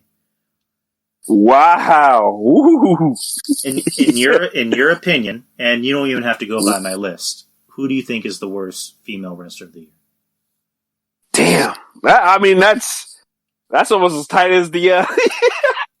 This is almost as tight as the best as far as I'm concerned. I mean, you got Big Swole. And I like Big Swole's energy, right? That's the thing about it. I like Big Swole because I like her energy and I like her charisma that she has and everything like that. most men don't even have the charisma and the energy that she has. Like I know her husband didn't have it up until sometime recent. Right. But she's awful in the ring, man. She is bad. Billie Kay has been wrestling for supposedly 10 years or something like 15 that. 15 years. And she moves around like she's got two left feet. Lacey Evans has only been wrestling for 6 years? Been training for most of that time. Well, I mean, with Lacey, I think the universal opinion is like, can they just get this stupid fucking gimmick off of her already? Yes. She is a legit badass. Like, she's actually killed motherfuckers. Like, why don't they just have her go out there and be the female Sergeant Slaughter? Or go out there and dress like Sonya Blade? Like, why can't she just fucking do that? Yeah. And this sassy Southern thing, women don't act like that. Yeah. Come on. It's like, and even women where she's from, because she's from Paris Island, they don't act like that up there. Trust me, I know. I go there every year. Like, come on, they don't act like that there. So it's just completely stupid. It's a stupid gimmick. Like you said, I wish she would go back to wearing the military stuff and being just that hard ass, man, because I think it's cool. Lacey, I'm not a big fan of hers anyways, but I cannot be a fan of you. But if I see that you're doing something, I'm going to give you credit for it. And I think that, and even in the beginning, I wasn't a fan of hers, but I saw the fact that she carried herself in NXT was great. But then the main roster, sassy Southern Belle, like, just get out of here with that bullshit. But I don't think Lacey's embarrassing. Right. I don't think she's embarrassing. She still got to piece some things together. And whew, I've seen a lot of bad women's wrestling this year. I'm gonna have to go with Big Swole with that because and like I said, it's a shame because she does do something that a lot of like I said, hell, a lot of men don't even have the charisma that she has, but she is just awful in the ring in my opinion. And damn, and Billie Kay's a close second. I mean, Billie Kay doesn't even know how to react the right way. And she's been doing this shit for 15 years. So, Billie Kay, sweetheart, I think you might need to, call your trainer, whoever trained them, and you might need to fire that trainer. And I like Billie Kay too, because like Big Swole, you know, Billie Kay has charisma and she's kind of, she's corny in a cutesy type of way. We can kind of like have a soft spot for it. You know, you ever seen like the corny but cute girl? You know, like we've all seen those kind of chicks before. Right. You just kind of let it slide a little bit because she's kind of cute or whatever. But yeah, that's where I am with Billie Kay. I don't like her in the ring, but I do like her personality wise. But yeah, she's awful too. But Big Swole definitely. Billie Kay was covered up with Peyton Royce, and she was gone for most of the year too. Because remember, the Iconics was off of TV for like 8 months from the end of last year up until May of this year or April of this year. They've been gone for a while, and you know, and like I said, her botches and stuff were covered in tag team matches. So, and now that she's on her own, or not, you know, according to the story that they're doing with her, where she's just picking random partners to face off with the Riot Squad every week. I just don't know. They have no clear direction with that whatsoever. But yeah, definitely Big Swole though. Ooh, that tooth and nail match. Oh, fucking forget about it. She had a match with somebody on Dark that was sloppy and bad, and it's just not good. And her move, the rolling, the ripcord elbow, what she call it, dirty dancing or something like that.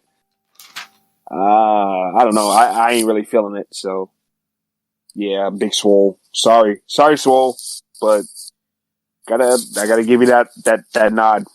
I'm gonna go with Swole too. I have a funny story. I actually have a story that I read about Billy. I was going to call her Billy. Big Swole. that was actually kind of funny. It made me kind of like her a little bit. Where she said, I believe she was trying out at WWE. She said she was backstage one day and she saw Brock Lesnar, walking down the hallway, and she noticed that just he looked like he was just really kind of annoyed because a lot of people were just approaching him and just basically kissing him. And Brock,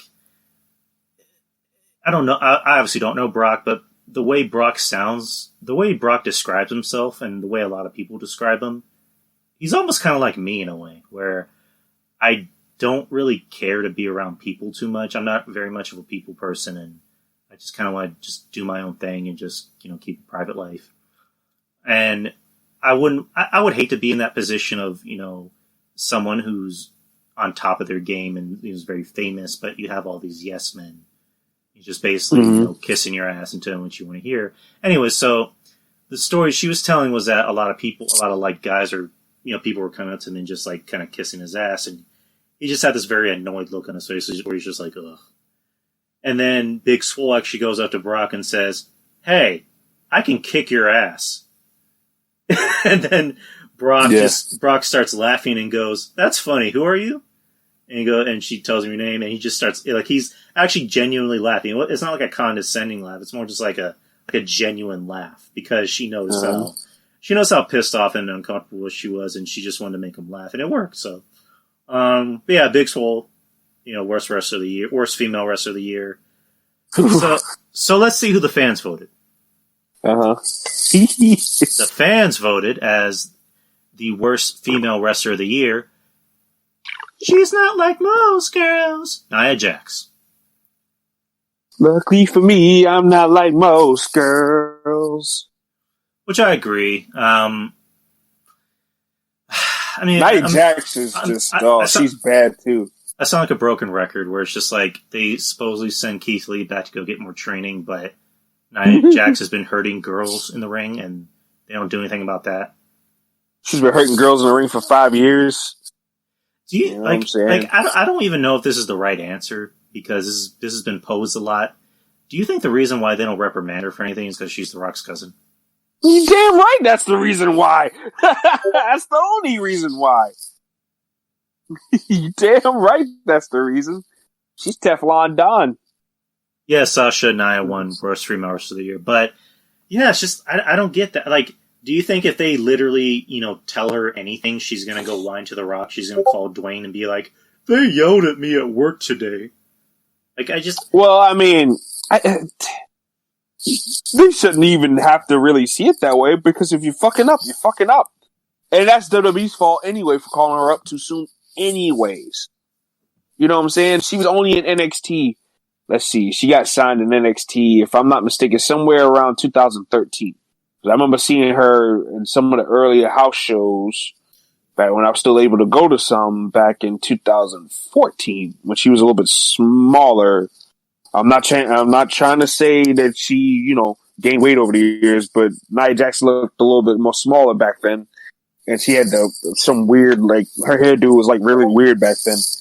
And, yeah, right. Sometime around, in that area. And, yeah, I remember seeing her at some of those early house shows in 2016 or 14. I'm like, ugh, like they got some work to do with this. That's green. That's green, and she's bigger too, so she's got to learn how to pull her punches and know her strengths. And she has not mastered that at all because I mean, look at her body count for God's sake. It all speaks for itself. I mean, she almost broke Charlotte's neck and shoulder. Fucked up Bailey's shoulder, cost the SummerSlam. I mean, fucked up Io Kairi Sane almost. Well, not Io, Kairi. I'm sorry. You freaking racist! Hey, come on, they all look the same. Oh, come on, I'm playing. No, but yeah, it's just I'll never understand that because I can't imagine The Rock getting mad because they decide to reprimand Nia. Like. And I don't think The Rock would either, given his work ethic and everything like that. But I think that's a reason. I think they don't want to piss off The Rock. And I think that they just want to keep it cool. just in case they need The Rock again, it's easier for him to say yes rather than no. And yeah, I just think that they're just, Right. faking it till they make it type And thing, it's also and she's proven that she's a very bad at it. Like she's proven that she's a bully pretty much. The thing with Cross, if anyone remembers, Oh, yeah. Someone put something on Twitter that was kind of like an innocent thing where they were comparing Liv to Scarlett, and they were asking Cross about it, and all Cross literally said was, "Yeah, good question." Like I think he was just trying to have fun with it because Cross doesn't strike me as a guy who would badmouth people he doesn't know. So I mean, I don't think he knows Liv Morgan. I think he was just kind of like having fun. He's like, "Yeah, good question." And then Nia, does the whole "boy, sit the fuck down." Yeah. Who the fuck are you? You just got here type thing. I was like, man, you sit the fuck down. And then Cross. This man about to come in. He about to come in and make more money than you ever done if they play their cards right with the man. And then who are you again? And then Cross didn't say anything, which good for Cross because I told this to Kevin because Kevin knows Cross pretty well, and he had mentioned to me that that the office was actually very happy that Cross didn't say anything. So, and I said this to Kev. I'm like, I mean, I obviously don't know Cross, but you do. I think if Cross really wanted to, he could have destroyed this bitch. And by that, I don't mean he would have hit her, but I meant it would have been like he could have destroyed her like psychologically. I think he could have made her cry and leave the WWE if he really wanted to, but he didn't. He held back because it was because the way he saw it was my girl eventually is going to go to the main roster and have to be around these women, and she's a bully, and she's going to use her bully tactics to get people to side with her, and they're going to try to fuck with her. So I got to think about her before I think about myself.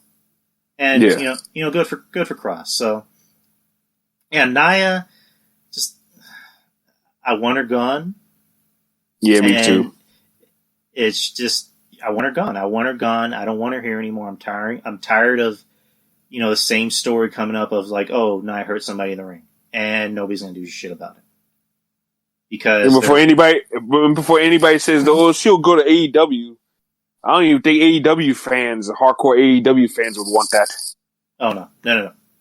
But because guess what, Nia Jax ain't doing no moonsault off no top rope. Oh no, like we don't need her killing anyone. She's already hurt enough people. Oh god. But anyway, you ever heard of a landslide? That could be the move. The landslide. The landslide. God damn it! The referee just fell out of the ring. Good God Almighty! That's a landslide. Oh, for fuck's sake! He just bumped his head. Oh my God! Good God Almighty! As God is my witness, she is broken in half.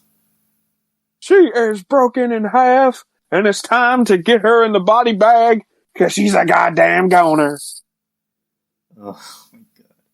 So, anyways, let's get to match of the year, best match of the year. Mm-hmm. So my 16 choices, what I did for this, right, is I chose ones that I personally liked, and I chose ones that were kind of like, highest rated by people like Meltzer, and fans and stuff like that. So my top 16: Finn versus O'Reilly from Takeover, Rhea Ripley versus Martinez on NXT in the cage match, right, AJ versus Taker at Mania, the Boneyard match. Walter versus Dragunov from NXT UK. Riddle versus Thatcher in the Fight Pit. Adam Cole versus Pat McAfee from TakeOver 30. The 2020 Men's Royal Rumble. Mm-hmm. Adam Page and Kenny Omega versus the Young Bucks at I forget which pay-per-view was it. It was in February. I forget which pay-per-view it was. It was for the tag titles. If anyone Revolution. There you go. Charlotte versus Rhea at WrestleMania 36. Right. Daniel Bryan versus The Fiend at the Royal Rumble, the strap match. Oh, yeah. Drew McIntyre versus Roman Reigns at Survivor Series. Mm-hmm. Was it Cody Rhodes versus Brodie Lee in what was, unfortunately Lee's last match, the dog collar match. Which, not for nothing, I think that's my favorite AEW match. I mean, I was not because Brodie is no longer with us, but I was even saying that before. So Yeah, it was a damn good match. It was a very classic match. I thought it was really good, man. And Cody and Brodie, they worked their asses off, man. Adam Cole versus Finn Balor for the NXT title in the finals on NXT. Darby Allin versus Cody Rhodes at All Out. Oh wait, not All Out. What was the AEW pay-per-view that was recent? No, Full Gear. Full Gear. There you go. Full Gear. And then the Bucks versus FTR from All In. Mm-hmm. Or All Out, whatever you want to call it. So the final four was Finn O'Reilly, AJ Taker, Charlotte versus Rhea, and then... Wait, I forgot to mention this match. This is another match I forgot. I left off. I'm sorry. Rhea and Charlotte and Io from In Your House. That was the other choice. Mm-hmm. So the final four is Finn O'Reilly, AJ Taker, Charlotte, Rhea, and then the triple threat with Rhea, Io, and Charlotte from In Your House. So before we get to that choice, I'm going to leave the floor to you because I have to use the restroom. So give your choice on who you think is, on what you think is the match of the year. Or you can, give multiple choices. You don't have to level it down to just one because I know there's been a lot of good matches. So I'm going to go use the restroom real quick. So entertain the chat room, man. I'll be right back. All right. Well, I'll break it down in a couple of. I'll give one for a couple of companies. One of my matches of the year for MLW, a match that I had fun with before the pandemic, was Jimmy Havoc versus Mance Warner and the barbed wire rope match that they had. I thought that was a pretty nice match to cap off Jimmy Havoc's run in MLW. That told a story. And, Manser and Jimmy, they really went at each other's throats for months. And it finally came to a head in that matchup. So I thought it was brutal for the length of match that it went. And I just thought, like I said, it was a perfect cap off to Jimmy Havoc's MLW career. And dare I say, I wasn't the biggest Jimmy Havoc fan, but towards the end there, I was really, really enjoying Jimmy Havoc's work in MLW, and then he went to AEW and pretty much became a footnote over there. And then of course they released him, and that kind of sucks. But he has some issues he needs to work out, and I hope that he can, work those issues out. I would like to see him back in MLW again, honestly, because I thought they did right by him, and they really made him a very, very nice piece of their show.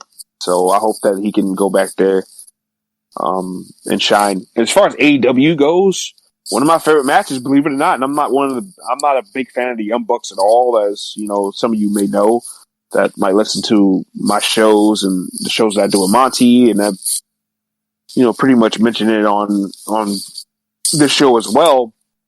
I'm not a big Young Bucks fan at all, but I thought the tag team match between them and the Young Bucks were good, or them and FTR was really, really good. I thought the moves that they did, like the callbacks to different tag teams and the Heart Foundation and the Rock and Roll Express, like the callbacks to all those different tag teams. And then, like, they were hitting the FTR was hitting the DIY move, they was hitting the New Day stuff. Like, they were shouting out a bunch of tag teams that they've had, passed with and everything like that. And I'm like, this is perfect. It was a perfect story. And even the way they lost the belts, they broke their one rule. No fists, or just, no flips, just fists. And what did Cash do? He went up and tried to do a fucking, a 450 and got popped, and that was the end of it. It was the end of the tag team championship reign. So, like, I even liked the way that ended, and it was really, really good and really smart way to cap off a match. And that was one of my favorites from AEW all year long. And as far as WWE is concerned, man, there's a lot of good ones. And there was a lot of good ones in AEW too, but WWE, man, I mean, you can just pull them up. Let's see. You should make your choice. Finn and O'Reilly, man, that was a brutal matchup, man. That was one of my favorites, man. Definitely. So I would have to go with Kyle O'Reilly versus Finn Balor for the NXT Championship. Like, I thought that was really, really good, man. They laid it in thick. Both guys got injured for real. It just felt like a brutal championship match, man. It was a war. And if I'm being frank, you know, we hadn't had anything like that in wrestling in a while, like a brutal war that looked real because it was real. You know, Finn Balor, you know, his jaw was fucked. I mean, it was fucked. So I definitely got to rock with that as far as match of the year for WWE as well. And just in general to complete the whole category. So, yeah. Yeah, I mean, I think we're reading each other's minds. That was actually my choice. That's a match that I can go back and watch again and never get bored because it's a match that we haven't seen in a while. It's a match of just two guys just like not just beating the shit out of each other. They're going to war. Like they're trying to take each other out. Like it's almost like it's like watching something on a Rocky, like you know Rocky 4, where you know Rocky's trying to beat the shit out of Drago, and just two guys just brutally fighting each other. And you know Kyle O'Reilly has that MMA, you know, kickboxing pass. You know Finn, yeah, I don't know, I don't know if he does, but you know, the thing about Finn is that he really does lay his shit in pretty thick. Yeah, he does. He's a very, very brutal striker for a smaller man. Like, you know, he's a pretty boy, but he doesn't work like a pretty boy. And I like that. No, he doesn't. I'm glad very technical. I'm glad he doesn't rely too much on flips or, you know, doing too many aerial moves, which, you know, that's something he could easily do, but he doesn't do it because he can actually wrestle. You know, a lot of those overseas, you know, British, you know, Scottish, Irish wrestlers, you know, when they hit you, they hit you. When they kick you, they kick you. Like there's really no in between, and I like it. But yeah, Finn and O'Reilly again, favorite match of the year, bar none. The fans voted as who they think had the best match of the year. AJ Styles versus The Undertaker at WrestleMania 36. Oh, a boneyard match. I mean, that was a nice treat to really enjoy too. And I didn't know how. Ooh, excuse me. No. I didn't know how that match was going to play out, but I'm glad that you know everybody gave it a chance. I'm glad that I gave it a chance because it turned out to be a really, really fun match, and we left night one of WrestleMania. Most of us like, damn, that was really, really good. Yeah, because like, you know, at the end of the day, you know, as much as Jim Cornette wants to try and push the narrative of like wrestling should be taken seriously, wrestling is hokey. At the end of the day, wrestling is hokey. It is. You can take it seriously, but there's nothing wrong with being hokey. There really isn't. And this was the best way to put it. This is the best way to kind of put that message out. Because it's almost like it was like watching an episode of Renegade. Or some like 80s episode. Or some like 80s TV show. You know, it's like Mark Calloway has to take down Alan Jones for selling meth to school children. Like it just it had that vibe to it, and I loved it. I loved every single bit of it. And it's again another one of those things I can watch again. I mean, you can't really call it a match. I mean, it was a cinematic match, and you know, cinematic matches they can be good and they can also be bad. And you know, this was good. This was an example of a good cinematic match because you had The Undertaker, you had AJ Styles. You had two guys that were going to make it great. In a way, I'm glad it ended up being cinematic, not just a wrestling match, because it was one of those things of like, if COVID never happened, the match wouldn't have been as good because it would have been damned if you do and damned if you don't, because AJ would have had to try and have Taker's match, or Taker would have had to try and have AJ's match, and that wouldn't have worked at all. Oh, God. That would have been pretty bad. I'm glad this was a cinematic. I'm glad. But yeah, I enjoyed it. Not a bad choice. I mean, I would have. Again, this is for the fans, so I'm not going to question what the fans vote. So, but yeah, we both like Finn and O'Reilly. That's unanimous. So let's go to the worst. If I can open this page. So for the 8 worst matches of the year that I chose, again, I didn't watch every single wrestling match under the sun for every promotion. Next year, I'll try to be more open-minded about other companies. So the top 8, the Tooth and Nail match with Big Swole and Britt Baker. Both Money in the Bank matches for the men and the women. Mm-hmm. Goldberg versus The Fiend at Super Showdown. Matt Hardy versus Sammy Guevara at All In. Goldberg versus Braun at WrestleMania. Mm-hmm. Otis versus The Miz from... Oh, fuck, I'm forgetting which pay-per-view. Was it... I think it was Hell in a Cell. Hell in a Cell, yeah. Solely based on the fact that the match ended up kind of killing 2 careers. And by kind, I mean it did. I mean, it killed Otis's career and it killed Tucker's career. Tucker has... He had that 40-second match against Ricochet and he has never been seen again. And then... Well, he got squashed, too. Holy shit. Right. And then you give it to Miz, which Miz didn't really need it. And it just made the Money in the Bank, pretty much worthless. Which... I don't know about you. I'm just gonna say it. I think they need to scrap the Money in the Bank already. Mm-hmm. They need to get rid of that whole notion. It was good when it was a WrestleMania thing. Yes, because they made the match actually mean something. When they that's what I think I think that's what they need to do. Instead of making it a pay-per-view, they need to make it mean something at WrestleMania, because they want to do all these multi-man matches and squeeze everybody on the card anyway. Might as well just put the Money in the Bank. And usually the Money in the Bank pay-per-views are usually pretty good pay-per-views for the most part.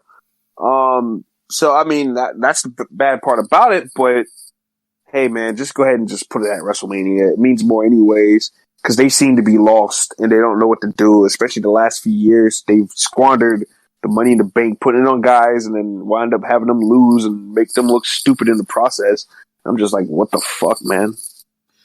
Otis, giving that briefcase to Otis is a big mistake, and I love Otis. Oh yeah, and slapping the belly and I mean, who doesn't love Otis? But main eventer, even my brother, he was like, no, my little brother, he's like, nah, Otis. He said mid card, not main eventer, and that's a 16-year-old saying that. So go figure.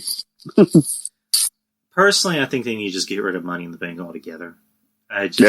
Over the years, like it was a good idea at first. But maybe it's my Jim Cornette coming out. It's kind of sullied how you put over guys.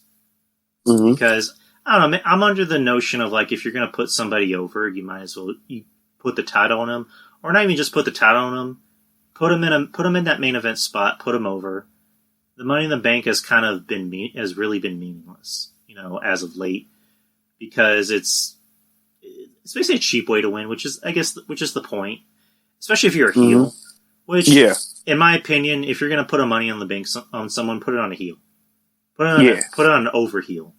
That's just my opinion. But either scrap it or put it back on Mania. Like, get rid of gimmick pay-per-views altogether. Like, yes, I'm with that. Totally.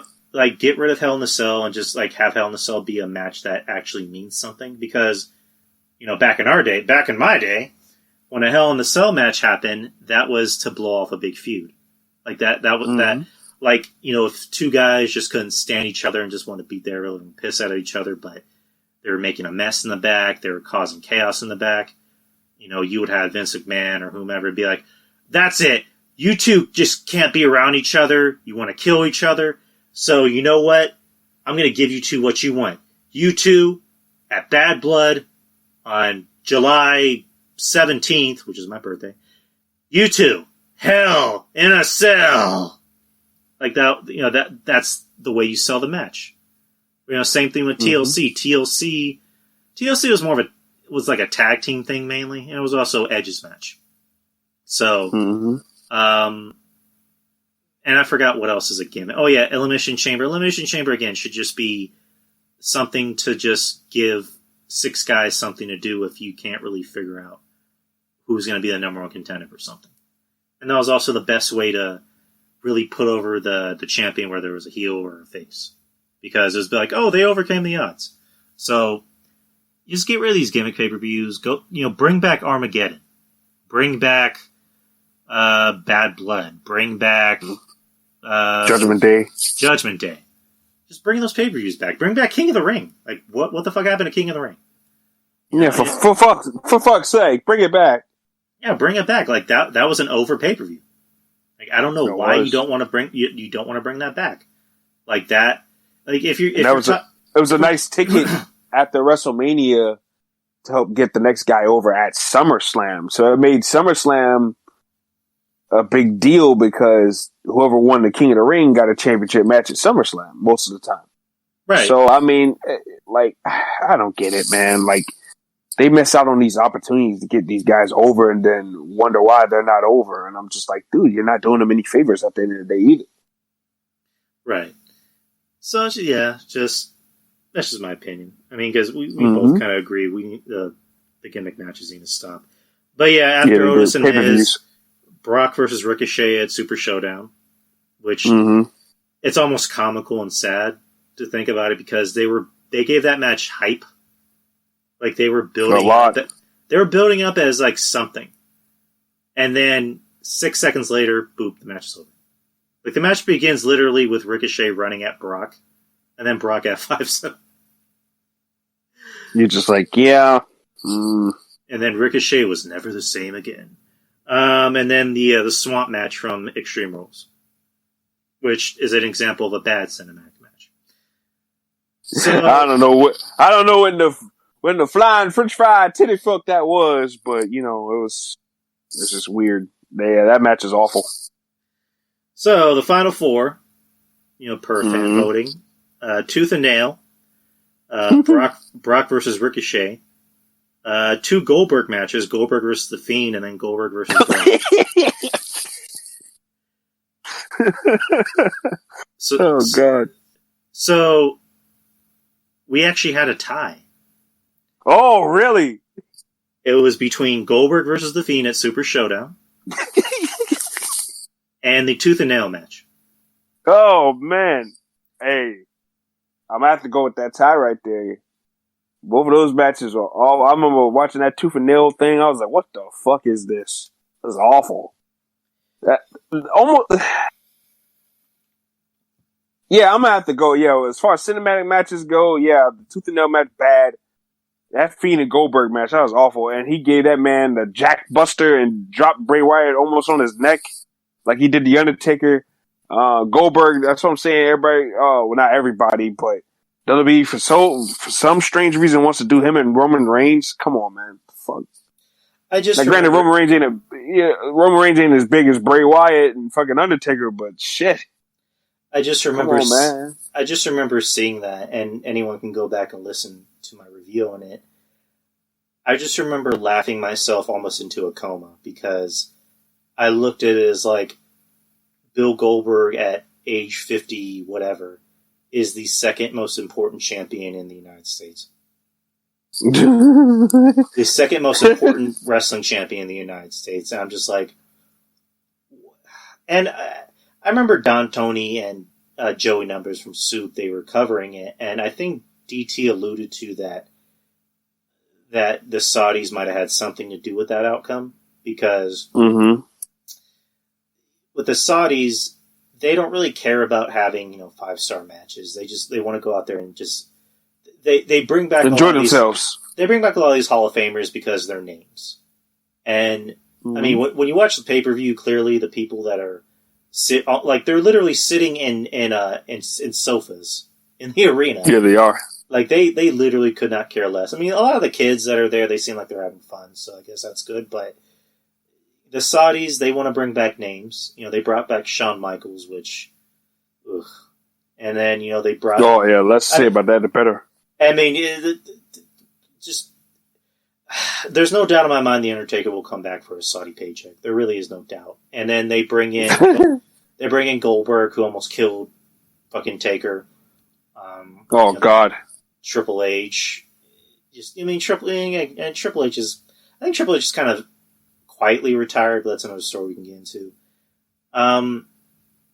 Yeah, they're kind of in charge of the outcome, and I'm surprised they never brought in Sting. So, but yeah, just the Saudi pay-per-views, just plain and simple, they're not for us. No, they're not. They're not. They're for the Saudis, and I guess I'll agree with Don Tony on one thing. I think the Saudis are in charge of the outcome of a lot of these matches. And also, I don't see Bill Goldberg as somebody who's going to want to do business for someone like the Fiend. I mean, he'll do business for someone who he considers as a big name, like Braun, like Brock or Braun, or And I think it might have been your show.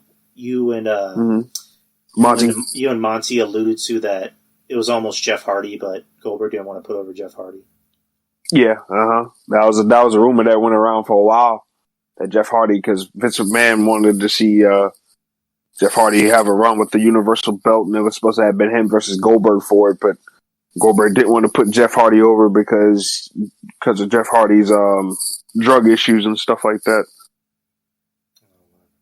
But yeah, it's like I mentioned, tie Goldberg's and Big Souls matches. So those are the fan voting. Everything else is just going to be our opinion.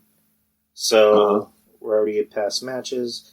So as far as tag team of the year, in your opinion, who is the tag team of the year?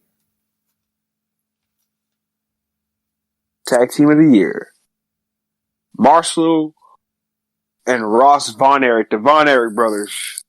Okay, my boys. All right, that's a good choice. I mean, I've said this I've said this more than once in the show. I don't watch MLW, but I should. I've been meaning to watch it. That's actually a proclamation, going for next year. I guess I'll kind of get it out of the way, and I already told you in secret. So for next year, I'm going to have a new work schedule. I'll be available, at nights and during the day. So I'll be available to pretty much do more shows. And I've been wanting to get a Patreon account off the ground, and it's going to happen sometime in January. I don't know when it's going to happen, but it will. I've already, pitched it to RJ that we should do something. It doesn't even have to be wrestling related. It can be anything else. But anyone who's listening, we're gonna review porn, Yuck Nasty style. Oh yeah, we're gonna review porn. I already got the sites up, but we're gonna listen to a woman take a shit on a cake. I don't know about that. Yuck Nasty, man, that was funny as hell. I remember that. You just threw me off with that. But pretty much anyone out there, would anyone be willing to hear me review MLW or NJPW or Ring of Honor? Because I will. Because again, I want to be a little bit more open minded. Because again, I'm kind of a basic bitch when it comes to wrestling. RJ is very open minded. He's very he has a show where he reviews MLW, and yep. I mean, do you watch Ring of Honor? Do you watch NJPW? Yeah, of course. So yeah, there's that, and then there's other shows out there that they'll review everything. They'll literally review everything under the sun. So, yeah, I mean, I'll put it out there. I might do a solo show where I'm reviewing MLW or Ring of Honor. So we'll check. We'll see how that happens. So, those are easy hours of wrestling to watch. Yeah, look for that in 2021, people. So, but what was I gonna say? Oh yeah, tag team of the year. You said the Von Erichs. I put the Street Profits. I like them. They might not be everybody's cup of tea. I like them, and it's weird because they're currently the longest reigning champions in the company. Yeah, they are. They've been tag champs since February, March. February, I think. I like them. I mean, I like Montez a little bit more. I like Montez Ford. Dawkins just doesn't do it for me whatsoever. Yeah, and Maurice, there's no chance in hell you're ever going to hear me put over the Young Bucks on this show. Yeah, we don't. Baldwin Buck and his brother Buck Hogan. Buck Hogan. But yeah, Street Profits, I'm a fan. They have good matches. Montez is obviously the star. So, but in my eyes, he's a star. So next choice is Breakout Star of the Year. Who are your choices, male and female? Breakout Star of the Year. Though I'm not the biggest fan of this person, like I said, I'll give credit where credit is due. Raquel Gonzalez, as far as the women goes, right? the steps that she's made, definitely a breakout star. As far as the men goes, I've been impressed with Wardlow. I've been impressed. Right. For what I've seen of him, he's virtually unknown. He's definitely broken out in my eyes. And I look forward to seeing what AEW can do with the guy. Like I said, their track record with big men hasn't exactly been the best. But I'm willing to see what they have in store for Mr. Wardlow there. Because that dude's a beast. Yeah, I like him. I hope they do something with him because he has a look to him. Mm-hmm. And maybe not talk so much, but yeah, you see, he has a good look to him. So those are your choices, male and female. Yeah. Raquel Gonzalez and Wardlow. We had the same choice as female, Raquel. I mean, I like her. I mean, she's also a Texas girl, so I got to give, props to that. And she's not bad on the mic. I mean, because here's the best way anyone can be good on the mic is if you stick to your strengths. It's like with Paul Heyman, you hide your weaknesses and you show your strengths. When Raquel is just out there talking like I'm a big tall bitch and I'll beat the shit out of other bitches, that works. Yeah. When when anyone's trying to do the whole I'm a big scary monster and then let me tell you about my childhood. Like that doesn't work. The same thing with Braun. When Braun goes out there and says, I'm a big scary monster, I'm gonna beat the shit out of everybody in this ring, like that works. So Raquel, I like her. She's been on television since February. She's only really had a few matches, and it seems like she gets better and better in each match. Her match with Rhea worked. I mean, it helps that they're best friends, and she had her coming out party at War Games. So, well, yes, she did. I'm interested to see where the future lies for her. So, and also for male. You can kind of already guess who my male choice is. Who is your male choice? TikTok. Is he really a breakout star, though? Well, I mean, he debuted in the summer. And that's kind of how I accentuate it is... To me, I thought, like, him in general, he broke out, like, 5 years ago. Well... Okay, yeah, he was big in Impact, but... No, I'm talking way before Impact, when he was Kevin Cross. Well, I mean, just kind of... The hitman from New York. Well, I mean, kind of calling a spade is that not everyone watches, indie wrestling, not everyone watches Impact. So, I mean, other than us who knew about his work even before WWE, he came, to the biggest wrestling company in North America, not just North America, the world, and he became a star. He became a star in no time flat. So, I wouldn't call him the male wrestler of the year yet because next year is pretty much going to be his year. I mean, there's no doubt about it. Like he's going to be a star. He's already a star. Yeah, barring injury and everything like that. Yeah. Knock on wood, but he's officially going to be big time next year. So there's no doubt about that. And I'm pretty much by the end of next year, before the end of next year, he's going to be on the main roster. There's no doubt about it. So, but yeah, he's my choice for breakout star of the year. I know you said that he was already kind of getting noticed even in the indie scene, and he was a star. He was a star in Impact, but Impact didn't seem to recognize it. Impact didn't do dick all with that guy. I don't want to hear anybody complain about WWE not getting shit right when they couldn't. When that guy was not the world champion, that man should have been the world champion within his first 6 months of being there. Right. They had nobody that brought the intensity and promos. Nobody that worked like him. Like, he was truly a man playing amongst boys over there, even when he was over there. People talk about how Impact don't really have big guys now over there. Cross is a heavyweight among boys over there, too. So, right. That's another thing. Yeah, I mean, Cross, he debuted on the NXT roster in, was it June? It was May or June. And just became... End of May, early June. Just became a top guy fast, became, champion in 3 months. And, was only out for, 2 or 3 months. And then comes back. He's already in a high level program with Damian Priest. So, and then he's more than likely going to get then he's more than likely going to get the NXT title back. So, yeah, that's my choice for. Those are my choices for breakout star. So, another topic, and again, this is just an opinion show. You don't have to get mad at us. Send your hate mail to us. Who do you think is the most? Or you can blow me. Who do you think is the most overrated wrestler of the year? Overrated wrestler of the year. And again, overrated is a very it's a very broad term. It's just an opinion. So, anyways, who do you think? Johnny Gargano is overrated in my eyes. Okay. I can agree with that.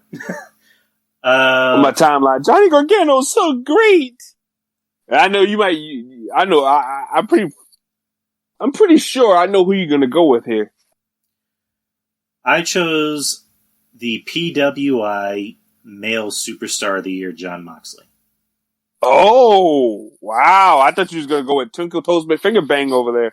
I almost did because I was writing it down. I'm like, okay, Drew, you can maybe be a little more original with this. And here's one thing I'll give Kenny Omega credit for. The only time I'll give Kenny Omega credit for anything on the show, at least when he's in the ring, you can tell he's not just going in the motion or going with the motions. Oh no, for sure. No, of course he's letting you know he's all into it with his dance moves and his going through the his hand movements. With Moxley, it just I don't know if it's laziness or I don't know what it is, or if he just got too comfortable. But he was champion since February. And it just seems like every match he's been in since then, it's the opposite of Drew. Like Drew will have the best match on the card, Moxley will have one of the worst matches on the card because he was in WWE, he was the top guy there, he main evented pay-per-views, and he learned nothing. He goes, and that's Cornette's problem with him too. He leaves a job getting paid six figures only to go to another job where I guess they're paying him the exact amount or more. I don't know. And he decides to not even improve himself in the ring, but to revert to doing stupid deathmatch indie shit. He has shown that he can't have a match without I was going to say staples, thumbtacks, steel chairs, tables, barbed wire. It's like the match he had with Kingston at Full Gear. The I Quit match. I was thinking in my head, I'm like, okay, this could be a good match if they don't revert to doing stupid indie shit.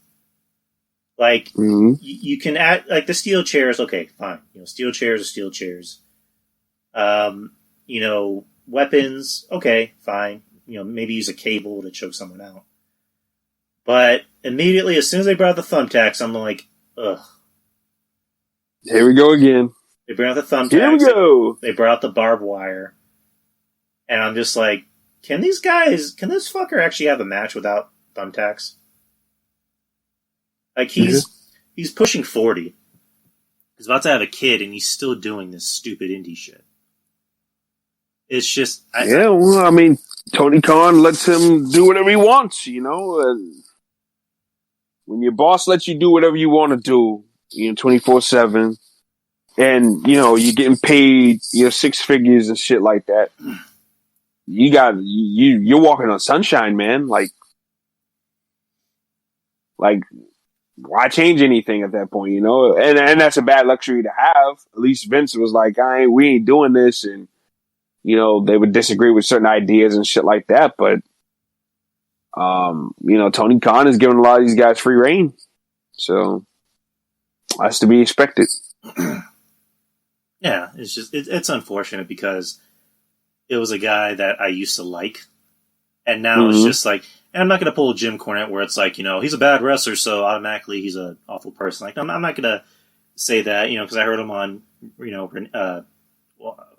name is Renee. I almost called her Renee, but, Renee. I'm just going to call her Renee. Fuck it. Renee Paquette. On her podcast, which is actually pretty good. You should probably give it a listen. And he comes I'll listen to it. He comes off as a very, relaxed, chill guy, and he seems like someone you can maybe hang around. So he seems like a nice guy, but it's just like him in the ring. It's just no. I roll my eyes anytime he has to have a match. Like, he's good on the mic. He can cut a good promo, but him in the ring is not very good. He can talk you to the building and everything like that, which is, that you got to have that magic too. But I agree with you, man. I thought that his title run wasn't as good as it should have been.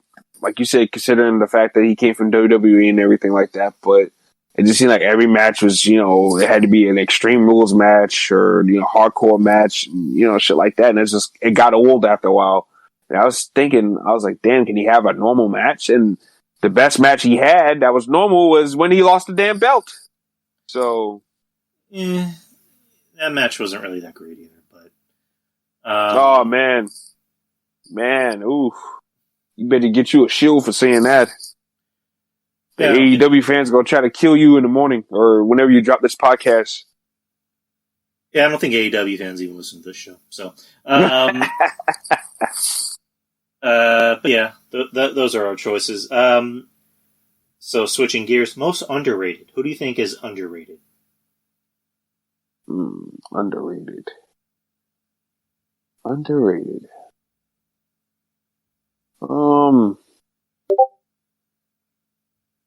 It's not Baron Corbin, Sasha.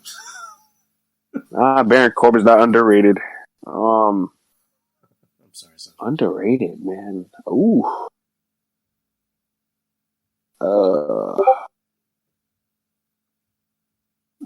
Underrated. Do you want me to tell you my choice? Yeah, go ahead. I'm going to go with Mia Yim. Oh.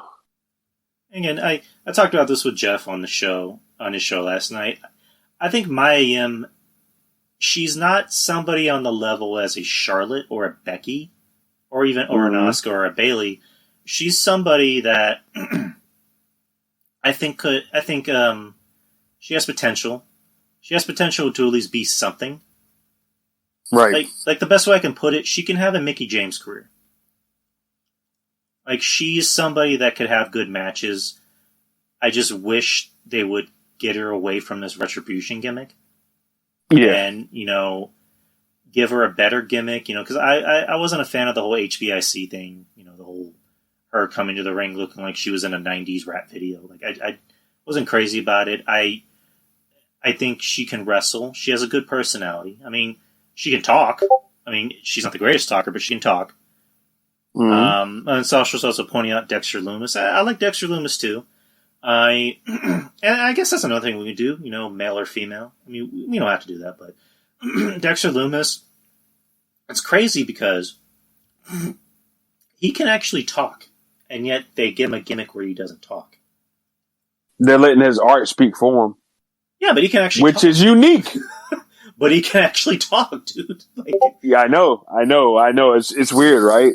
But I mean, I can respect them for trying something different with this guy as far as, like, having his art speak for him. He doesn't talk. He just looks at you like, I'm going to fucking kill you. I'm going to choke you out type shit.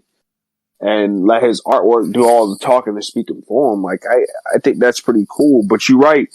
If they could apply that to some guys on the roster, I think that'd be pretty nice, actually. It'll save us a lot of, a pain in our ears. Right. Yeah, Maya, I think in my opinion, she's very underrated. I think she should be given more of a chance. And then, again, another guy like Dexter. I mean, yeah, they're kind of giving him a chance. They're letting him be the host, which I find kind of funny. I think Wade Barrett. To me, he's relatively booked strong, though. I don't really get how that's really underrated, though. I mean, Mia Yim, of course, because of, her being stuck in, she's reckoning, which, they need to let her loose as far as I'm concerned. If they want to keep all four of the guys together, but just let the Go Rock loose. Well, I mean, when I say underrated for Loomis is because, yeah, they're booking him relatively strong, like you said, but He's not being booked like a Cross. He's not being booked like Priest. He's being booked as a guy that is put in. He's been booked as a guy that's put in, mid card feuds. He was in that, feud with with Cameron Grimes, and I'm glad the feud's over. But I would want him to be in a much more meaningful feud. But going back to what I was saying, they need to let him talk because he can actually talk. When he was Sam Shaw in Impact, I looked up his work in Impact, and the guy can actually talk. He can emote. Like, he's already a scary motherfucker to begin with, but when he talks, he sounds even more intimidating. So, it's kind of like an Infinity War with Scarlet Witch, and when Okoye says, "Well, where has she been this whole time?" Like that's what I think of when I see Sam Shaw talk. I'm like, what are you doing with this guy? Let him talk. He can actually talk. So, but so who are your choices or choice or whatever? As far as women go, Peyton Royce, I think, look, they got to break up this shit, whatever they're trying to do with her and Lacey Evans. It's not going to work. Let the girl rock on her own. I think Peyton Royce can talk somewhat, and she can work too, and she's got long legs and everything like that. She's statuesque. Just let her rock on her own, and that let her rock on her own. And I think she can go out there and do something, and she'll be a different face to the women's championship, which they need right now. They need more girls to go after that belt, because if they're planning to do Asuka and Charlotte, I ain't really feeling all that, honestly. Right. We've seen it before. I ain't really trying to see it again. But they need new women, and I think Peyton Royce is a girl that's ready right now. And as far as men goes, this is tough, man, because there's a lot of guys and he's just like, holy shit. I think Buddy Murphy's very underrated, man. I think that I think the guy needs a gimmick. Because I was talking to somebody, I think he was a kid or whatever. The way he was typing shit, it made it seem like he was a kid. I hope he was a kid, for the way he was typing misspelling words and fucked up sentences. But he's pretty much asking somebody why Buddy Murphy isn't a star. And I said, look, Buddy Murphy doesn't have any character to him. He has no dimension to him whatsoever.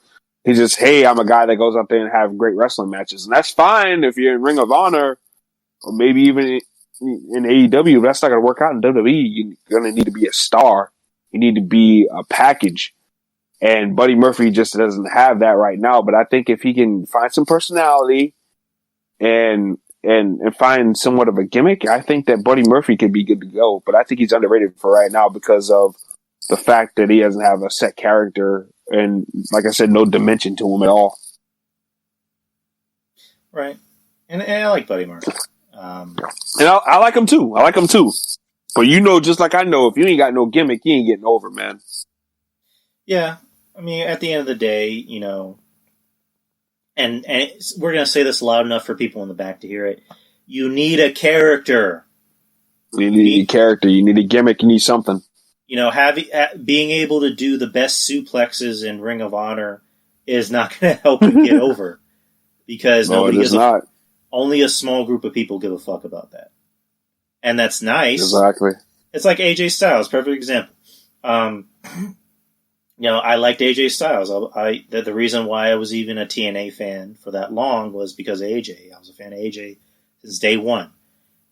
Mm-hmm. AJ Styles in TNA did not have a good character, and when he came to WWE, he became a much better character than he ever was. Like, he showed that he had a personality. He showed that he had good comedic timing. He showed that he can cut a promo. He was able to really be a good heel.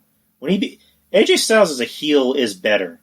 I don't like him as a face. I like him better as a heel because he just accentuates that personality and kind of like that dickish, immature personality of his. And it works well with him being like a smaller man. I like the stuff that they're doing with him and Famous Amos there. It's pretty good. Right. I don't mind them two together. Let's try to speed things up a little bit.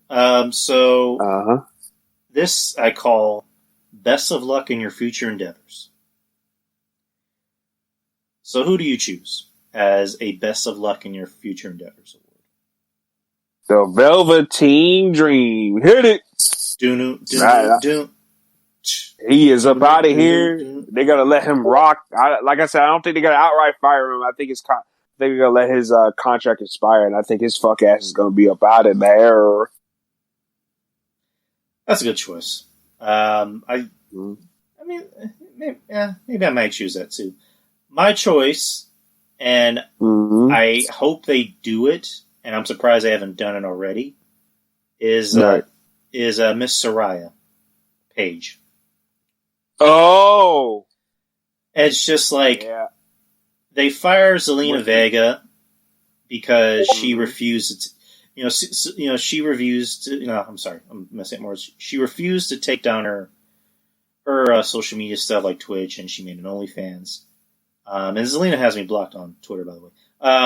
So does Paige. Oh. And yet they keep Paige, and Paige has constantly trashed the company while she's still in the company. Yeah. And like she goes on social media and trashes the company and supports unionization. And Zelina, that was one of the reasons why she got fired, because she apparently supported unionization. And it's just like, how is Paige not been fired? Like, and it's also, I got to put on my tinfoil hat. Is she blowing somebody in the back? Does she have pictures of somebody in an awkward position? Like, does somebody like her? It's like her movie already came out. A movie came out a year ago already. Oh, the movies came out all right. The sequel came out. It's not. I'm talking about the movie that actually came out in theaters that families saw. But it's just that movie already came out. It's like, release the bitch already. No, damn. You should release the bitch already. Damn. It's just like, I don't get it. I really don't get that mindset of like, it's like, okay, I work for the county's office, for the sheriff's office. So imagine me going on Instagram, going on Twitter, going on Facebook saying, fuck Bear County, which is, the name of the county I work for. Fuck Bear County. They treat people unfair. They suck. I hate them. All they do is just, mistreat me. And yet they still keep me. They still pay you. I guess imagine that. Like, what's the name of the company you work for? Century Cleaners. That's like me bashing my boss. Hey, Burley, you don't pay me shit. I can't stand the motherfucker. This, that, and the other. This, that, and the other. And yet, no, he still allows me to work and get a paycheck every Friday. So, yeah, that's very, very nice and dandy of me to do something like that. Nah, I definitely get your point. And Paige really has no use in the company as far as I'm concerned. Is she ever going to wrestle again? I mean, I don't know. But, I mean, maybe WWE knows something that we don't know, or, revolving that. But other than that, I don't see no use of keeping her right now. Yeah, it's just, who did they cut? They cut all those NXT girls, and they cut, what's her name there? The thick chick that was in the Riot Squad, Sarah Logan. And they cut her. And Paige, who, like I said, she doesn't do anything. Like, what is she doing? So, I don't know. I don't know. It's just like, if, again, I don't want to play armchair detective, but it's just like, if I'm running a company, like, why am I keeping a lot of these people on my payroll that aren't doing anything, that are literally not doing anything? Because there's a difference between people who we say aren't doing anything but are still technically contributing, and then there's someone like Paige who gets paid six figures so she can literally stay her ass at home and play video games. And the company apparently set out a memo telling everyone to cancel their accounts or they're going to get, suspended or fired or whatever. And she decides to keep it, and as far as I know, they haven't done anything. So I don't. I really don't get it. I don't get why they keep this girl. Like, you want to know why? What? It's her house now. It's It's my house now. It's unfortunate because I've done a 180 on Paige because I used to love her. I used to, I used to love her. I was, again, I had a crush on her. I thought she was very pretty. I liked her personality, and then she just became another girl on the roster. She became a Bella. She, came out with like the 10 pounds of makeup on her face and got like the injections, and I'm just like, you actually were pretty at one point. You were actually a naturally pretty girl. And then being on that Total Bella show just didn't do her any favors because it just exposed her for just being a very unlikable person. And she's just... And her being on social media, her, passive-aggressive personality towards fans and pretending that she loves her fans but then block anyone that disagrees with her. I'm done with Paige. Can we please wipe our hands of Paige? Yeah. Anyways, on to that. So, Drew Yari will not be the president of the Paige fan club. Oh, I will not actually. But next one is kind of like the opposite of this award. 2021 is their year award. So, who do you think next year will not really a breakout star award, but more like next year is pretty much going to be the year. Pretty much the name of the award. Next year will be the year. Who would be? I think Bobby Lashley's going to win the WWE title next year. Okay, that's interesting. I went with Bianca Belair. I went with Bianca Belair. Right. Again, and you can smell that coming from a mile away. And love her, great look, good in the ring. I personally, we can get into our quick predictions on what we think will happen in 2021. So I'll save that for the predictions part. But Bianca, I think she's going to have a good year next year. They seem to like her, and again, she has a good look to her because she doesn't just look like a diva. She actually looks like a woman. Like she's built like a woman. She's built like an athlete. She is. She's built like somebody that can beat the shit out of somebody. So, damn right. So, moving on to the next one. Most improved. Who do you think is the most improved of 2020 or 2020? Most improved.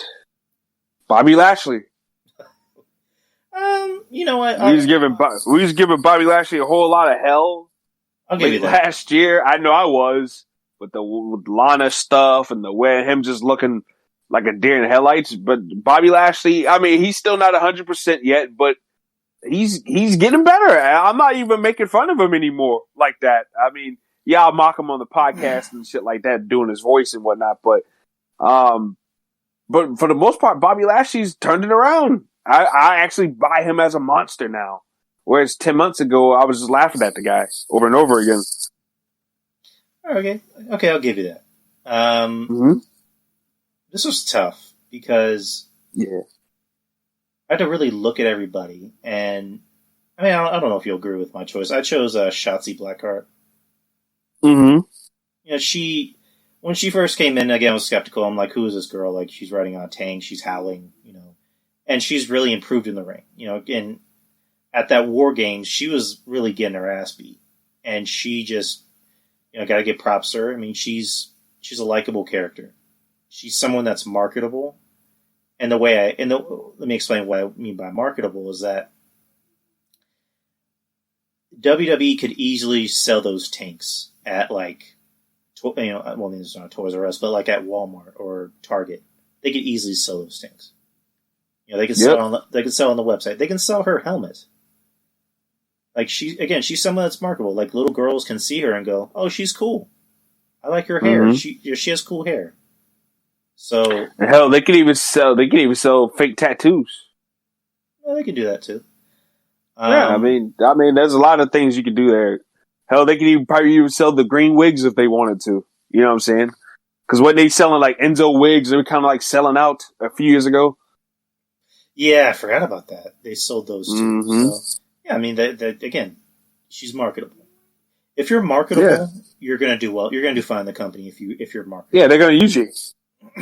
So, I mean, I don't know if we should do this. I mean, yeah, okay. Best moment. What do you think was the best moment in wrestling? Best moment in wrestling. Best moment of wrestling this year. When Buddy Murphy kissed Aaliyah Mysterio. No, I'm just kidding. Best moment of wrestling this year. Honestly, Roman Reigns' return. Okay. The way he was going at the Fiend, like seeing the early signs of his new character now. During that return, I was just like, damn, like it was really good, and they got us. You'll never see it coming, type shit. You know what I'm saying? They got us. So I would definitely have to say that was like the moment of the year for me. Roman Reigns finally turning heel, embracing that dark side, because he is knocking that shit out of the park, man. He really is. Right. My choice was Edge returning to the Rumble this year. Okay. Okay, you can't go wrong with that either. I just remember sitting on my couch and just hearing, you think you know me. I just jumped out of my couch. I'm like, are you fucking serious? And I like Edge. I'm an Edge fan. So I was happy to see him back. So that was my choice. I was going to do a worse moment, but I just thought, what's worse than COVID happening?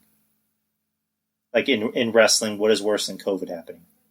I can tell you, Chris Statlander helping tear Britt Baker's ACL. Well, I was going to say, speaking out. Speaking out movement, yeah, that too. So, I mean, it's just like, you can't really compare. Phoenix almost broke his neck on AEW doing a dive.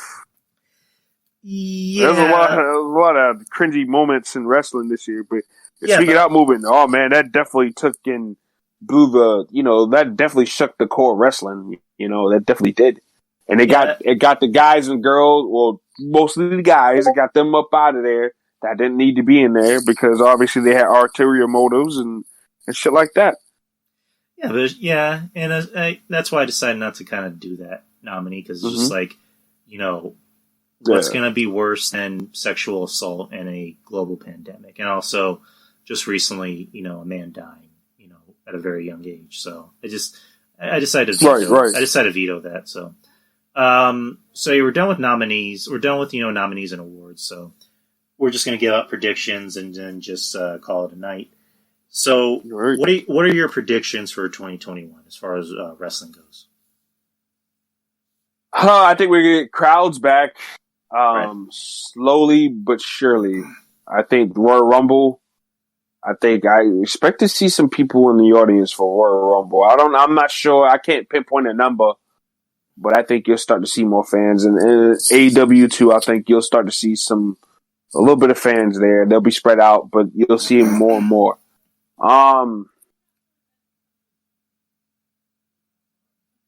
expect to see, as far as the WWE goes, I expect to see Drew McIntyre continue to, rise. Roman Reigns, I continue to see him killing as champion. Big E, I expect him to grow as a strong singles competitor.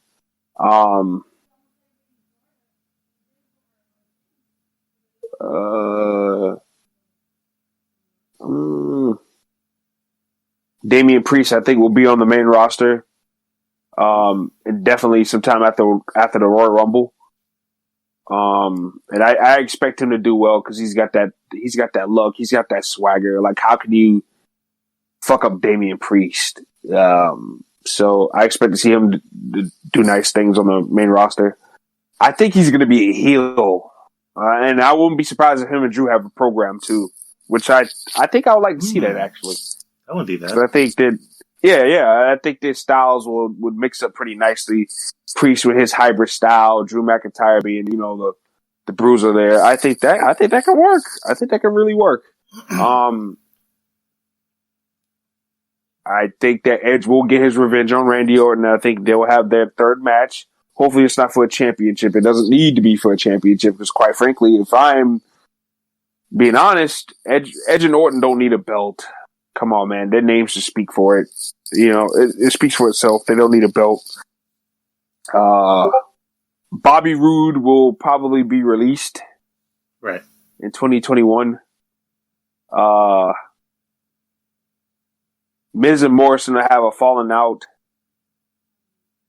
The Undisputed Era will debut on the main roster. Okay. When, I'm not so sure. But I think we'll see it. Have you noticed they stopped wearing yellow completely as of late? And they've been wearing the red camo? You know what? I noticed that tonight because Roderick was wearing a hoodie that had, those colors in it. Yeah. So I'm thinking they're already prepping them for like a main roster thing because they've been rocking the yellow for the longest. Yellow merch, yellow everything. And even in some of that gear where they had like different colors, like it always had some hint of yellow in it.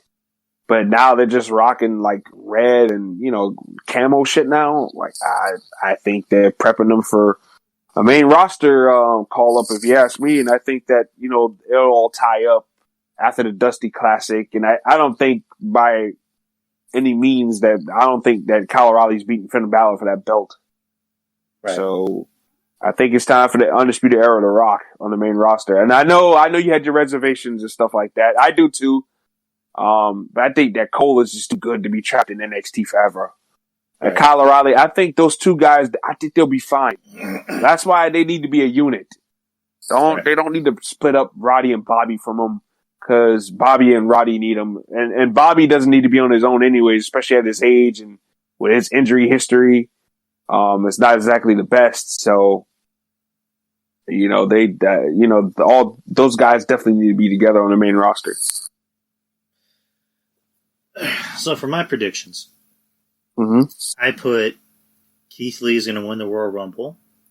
Oh, and okay. He's going to face Drew at WrestleMania.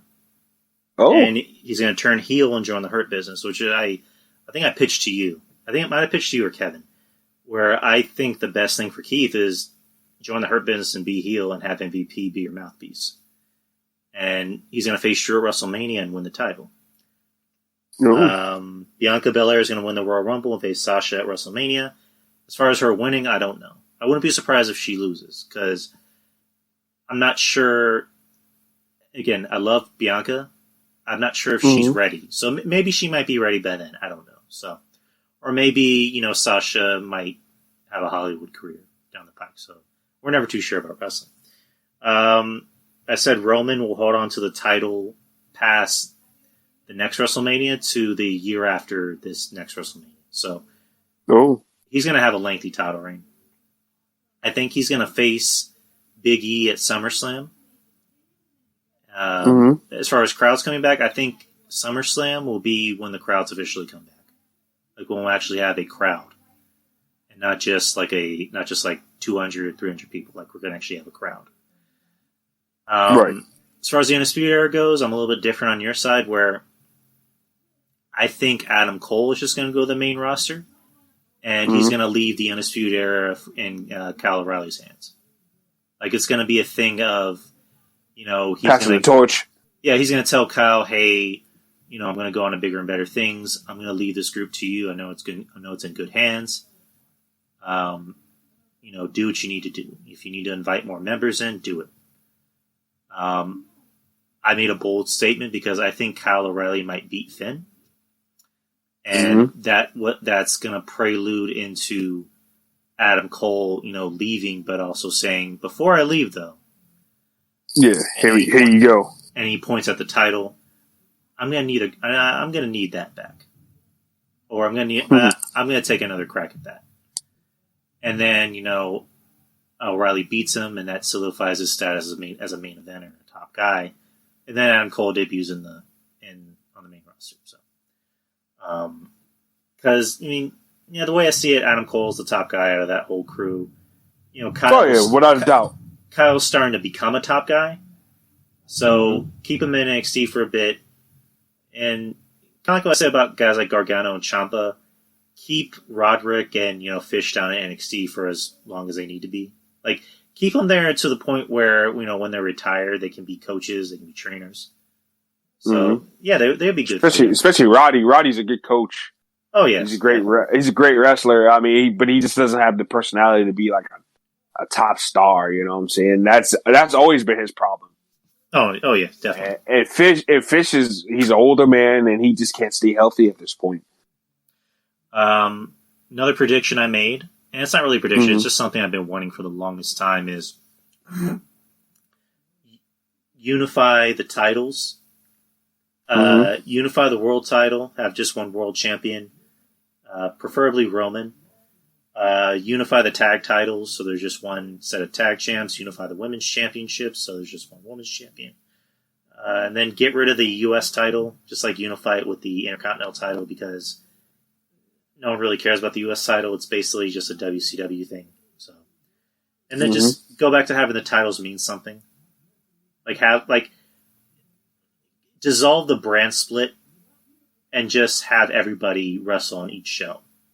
The point of the brand split was, at that time, you had Eddie Guerrero, you had Kurt Angle, you had, Chris Benoit, you had rising stars like John Cena and Brock Lesnar and Batista, and then you had Triple H and Shawn Michaels.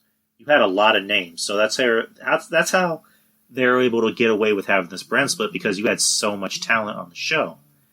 Now, there's not a lot of talent as much as there used to be. And it's becoming a thing of, that's why they're giving, Drew and Roman such lengthy title reigns, because who else on the show can hold the title and look believable? You know what I mean? So, yeah, that's why, make the titles mean something by just having one world champion, one women's champion, because, again, going back, and again, I don't want to make this like a long conversation, but, there's not too many good women on the show. I mean, there's only just the four horsewomen, and then there's someone like Bianca, and eventually there's going to be Rhea. So, but yeah, there's not a lot of good women on the show. And then, same thing with the tag titles, there's not a lot of tag teams on the show. And by tag teams, there's not. By that I mean there's not too many good tag teams. I mean, you just have the Street Profits and, who else? Really, who else? Street Profits and the Viking Raiders off the top of my head. Yeah, so just, that's kind of what I've been wanting to happen for the longest time, is just make the titles mean something, get rid of the brand split, and just have the shows be the shows. Because at the end of the day, what makes the brand so different? Because nothing. Back in the day, you knew what you were getting from SmackDown. You're going to get high octane, wrestling, action. On Raw, you're going to get the soap opera. Now it just feels like it's for both shows. Now the only thing that you can say what the difference is, one guy wears blue, one guy wears red. Right. And the titles all look the same. They could have at least had SmackDown's title look different. Just wishful thinking. They could have brought back the big gold belt. And, tag titles make them look different, but all the titles just look the same. So, yeah, they do. There's no real big difference, and neither show has their own identity. Right. Except for the fact that SmackDown likes to do the whole, the big graphic thing when the person comes out, the VR graphics and shit like that. But besides that, I mean, there's no real difference between Raw and SmackDown. Yeah, there isn't. But that's the end of the year in awards. New Year's Eve is tomorrow. So, what are you doing for New Year's Eve, man? Probably just gonna stay out and watch the ball, or stay home and watch the ball drop on TV or whatever. Right. And probably have a couple of drinks or something and just chill out. Yeah, I'm probably gonna do the same, because it's, like I mentioned earlier, the weather is getting pretty bad over here. It's gonna be deathly cold tomorrow. It's supposedly gonna snow, so we don't know yet. And then COVID is just another story. It's getting even worse than it was before. So I don't see us really going out and doing anything. I think for the most part we will more than likely stay at home, or we'll probably go down the street to her cousin's house and just drink and eat. That's about it. Hey, ain't nothing like it. Something is always better than nothing. Oh yeah, and I'm always really content with just chilling. So yeah, me too. And then I have these 4 days off. I'm off Well, I was off yesterday. I'm always off Tuesdays and Wednesdays, and I was able to get New Year's Eve and New Year's Day off. So there's that. There you go. But yeah, everybody else, I hope you have a safe and happy, New Year's. Stay safe. And I wish you guys the same. Sorry to cut you off. Oh, no worries, man. I know this year, and we got about 24 minutes, so I won't make it too long. I know this year, for the lack of a better term, it sucks. It sucks donkey balls. We've lost a lot. But I think we've also gained a lot. We've been able to form a lot of friendships. We've been able to try to make the best out of it. And I know it's not easy, but coming from me, I try to look at things on the brighter side. I formed some new friendships this year. With you, with Monty, Jeff Littman, a few other people, and I'm glad that I made those friendships. Yeah, same here. Likewise. I'm glad the show has expanded the way it does, and next year we can only hope for the best. We can only hope that things won't magically improve, but things are going to gradually improve. Mm-hmm. I mean, is Joe Biden going to be our knight in shining armor? We don't know. But we can only hope for the best. We can only hope that something positive will happen. I've said this before. I miss the little things. I miss being able to go to the movies. I miss being able to go to a concert, go to Comic-Con, go to a live event. So hopefully those things can come back. Just hopefully. But RJ, just always a pleasure. I'm gonna write you after we get off here. But yeah, man, just happy holidays. Again, I'm glad I met you. I'm glad you're my friend. Glad I can call you family, and just try to have a safe and happy New Year, dude. Hey, I will do that, and you do the same, man. You and yours, and yeah, like I said, I just appreciate the opportunity to come on and chop it up with you, have a little fun. There's definitely been one of those weeks. It's been tough. Like you said earlier, we lost a lot of people this year. I lost my cousin and one of my best friends earlier this week, so it's been really tough. But it's the little small things like this. Well, it's not a small thing, but it's something like this and other small things that I do that help keep my mind, somewhat going and not stuck on the negative side of things and stuff like that. So it definitely helps, and I appreciate you in general. You didn't have to ever really invite me on the podcast, this, that, and the other. You could have just wrote me off, but you didn't. You gave me a shot, and me and you've bonded and become fam. You my big bro, right? And shit like that. So I definitely appreciate you. I appreciate the fans for just allowing me to come in the chat room and just being able to really speak my own fire, as I like to say, and do my own thing. So I appreciate you guys, and I love you guys, and I hope that you all have a great New Year's Eve and a great New Year's Day, and just hope and pray for a better 2021, and that we can definitely have a nice year and just be blessed. Just be blessed. Right. Yeah, that's all we can hope for. Yeah, man. Like I said, I'm gonna write you in a bit. Take care, dude, and be safe. All right, thank you. Peace. Good night, guys. All right. I can't stress this enough. Thank you guys so much. Thank you, guys. Thank you, Maurice. Who you're a trooper. You're always here for. You never miss a show. Same thing with you, Sasha. Same thing with everyone else. Cleric of Chaos, we haven't seen him in a while. People like, who else? I'm sorry if I'm forgetting names. I'm very tired. People like, Gareth Nelson, who's made me a lot of artwork for the show. Sean Kenter, who's hasn't been here in a while. I appreciate him, love him. Just everybody else. I can't stress this enough. I love all you guys. I'm glad you're here. I hope you stay here. So, But yeah, entering into 2021, like I said, there's going to be some changes for the show. Not just the Patreon, which whenever that does happen, I'll let you guys know about it, ASAP. But for personal reasons, and I don't really want to get into it too much because I don't know if some of you guys know or some of you guys don't know. Maurice might know, but for personal reasons, I will switch back to just recording, and I'm going to disconnect the server here pretty soon. I'm just going to go back to recording for personal reasons. Yeah, the only way that I'm going to put it is that there's a rat in our group. Like someone's ratting me out and feeding information to certain people to try and make me look bad. So I'm going to say who it is. All right, I'll say who it is. It's Maurice. I'm playing. It's not Maurice. But there's a rat in our group. And it's a shame when someone has to fuck with the show, especially somebody that's in the fucking channel and listens to it, but decides to fuck with everybody here. So that's all I'm really going to say on the subject.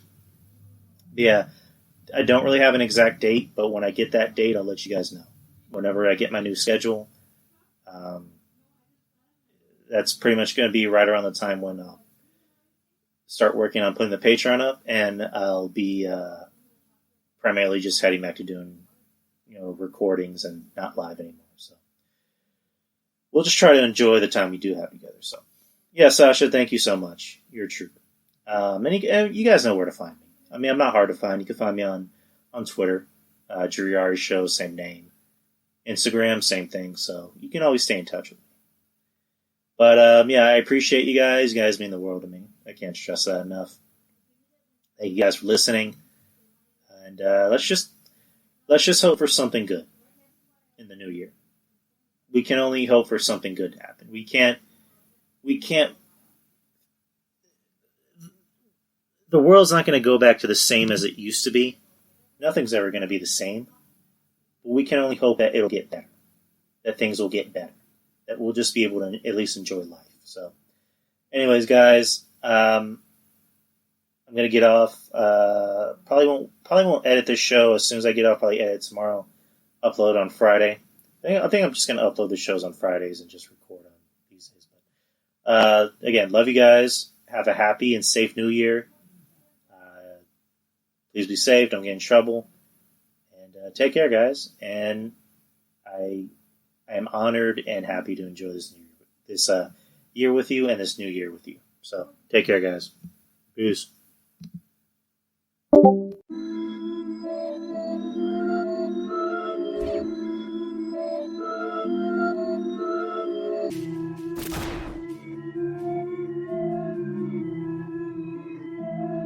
The Drew Yari Show. It's Drew Yari. It's Drew Yari. The Drew Yari Show. It's Drew Yari. It's Drew Yari. The Drew Yari Show. It's Drew Yari. The Drew Yari Show. It's Drew Yari. The Drew Yari Show.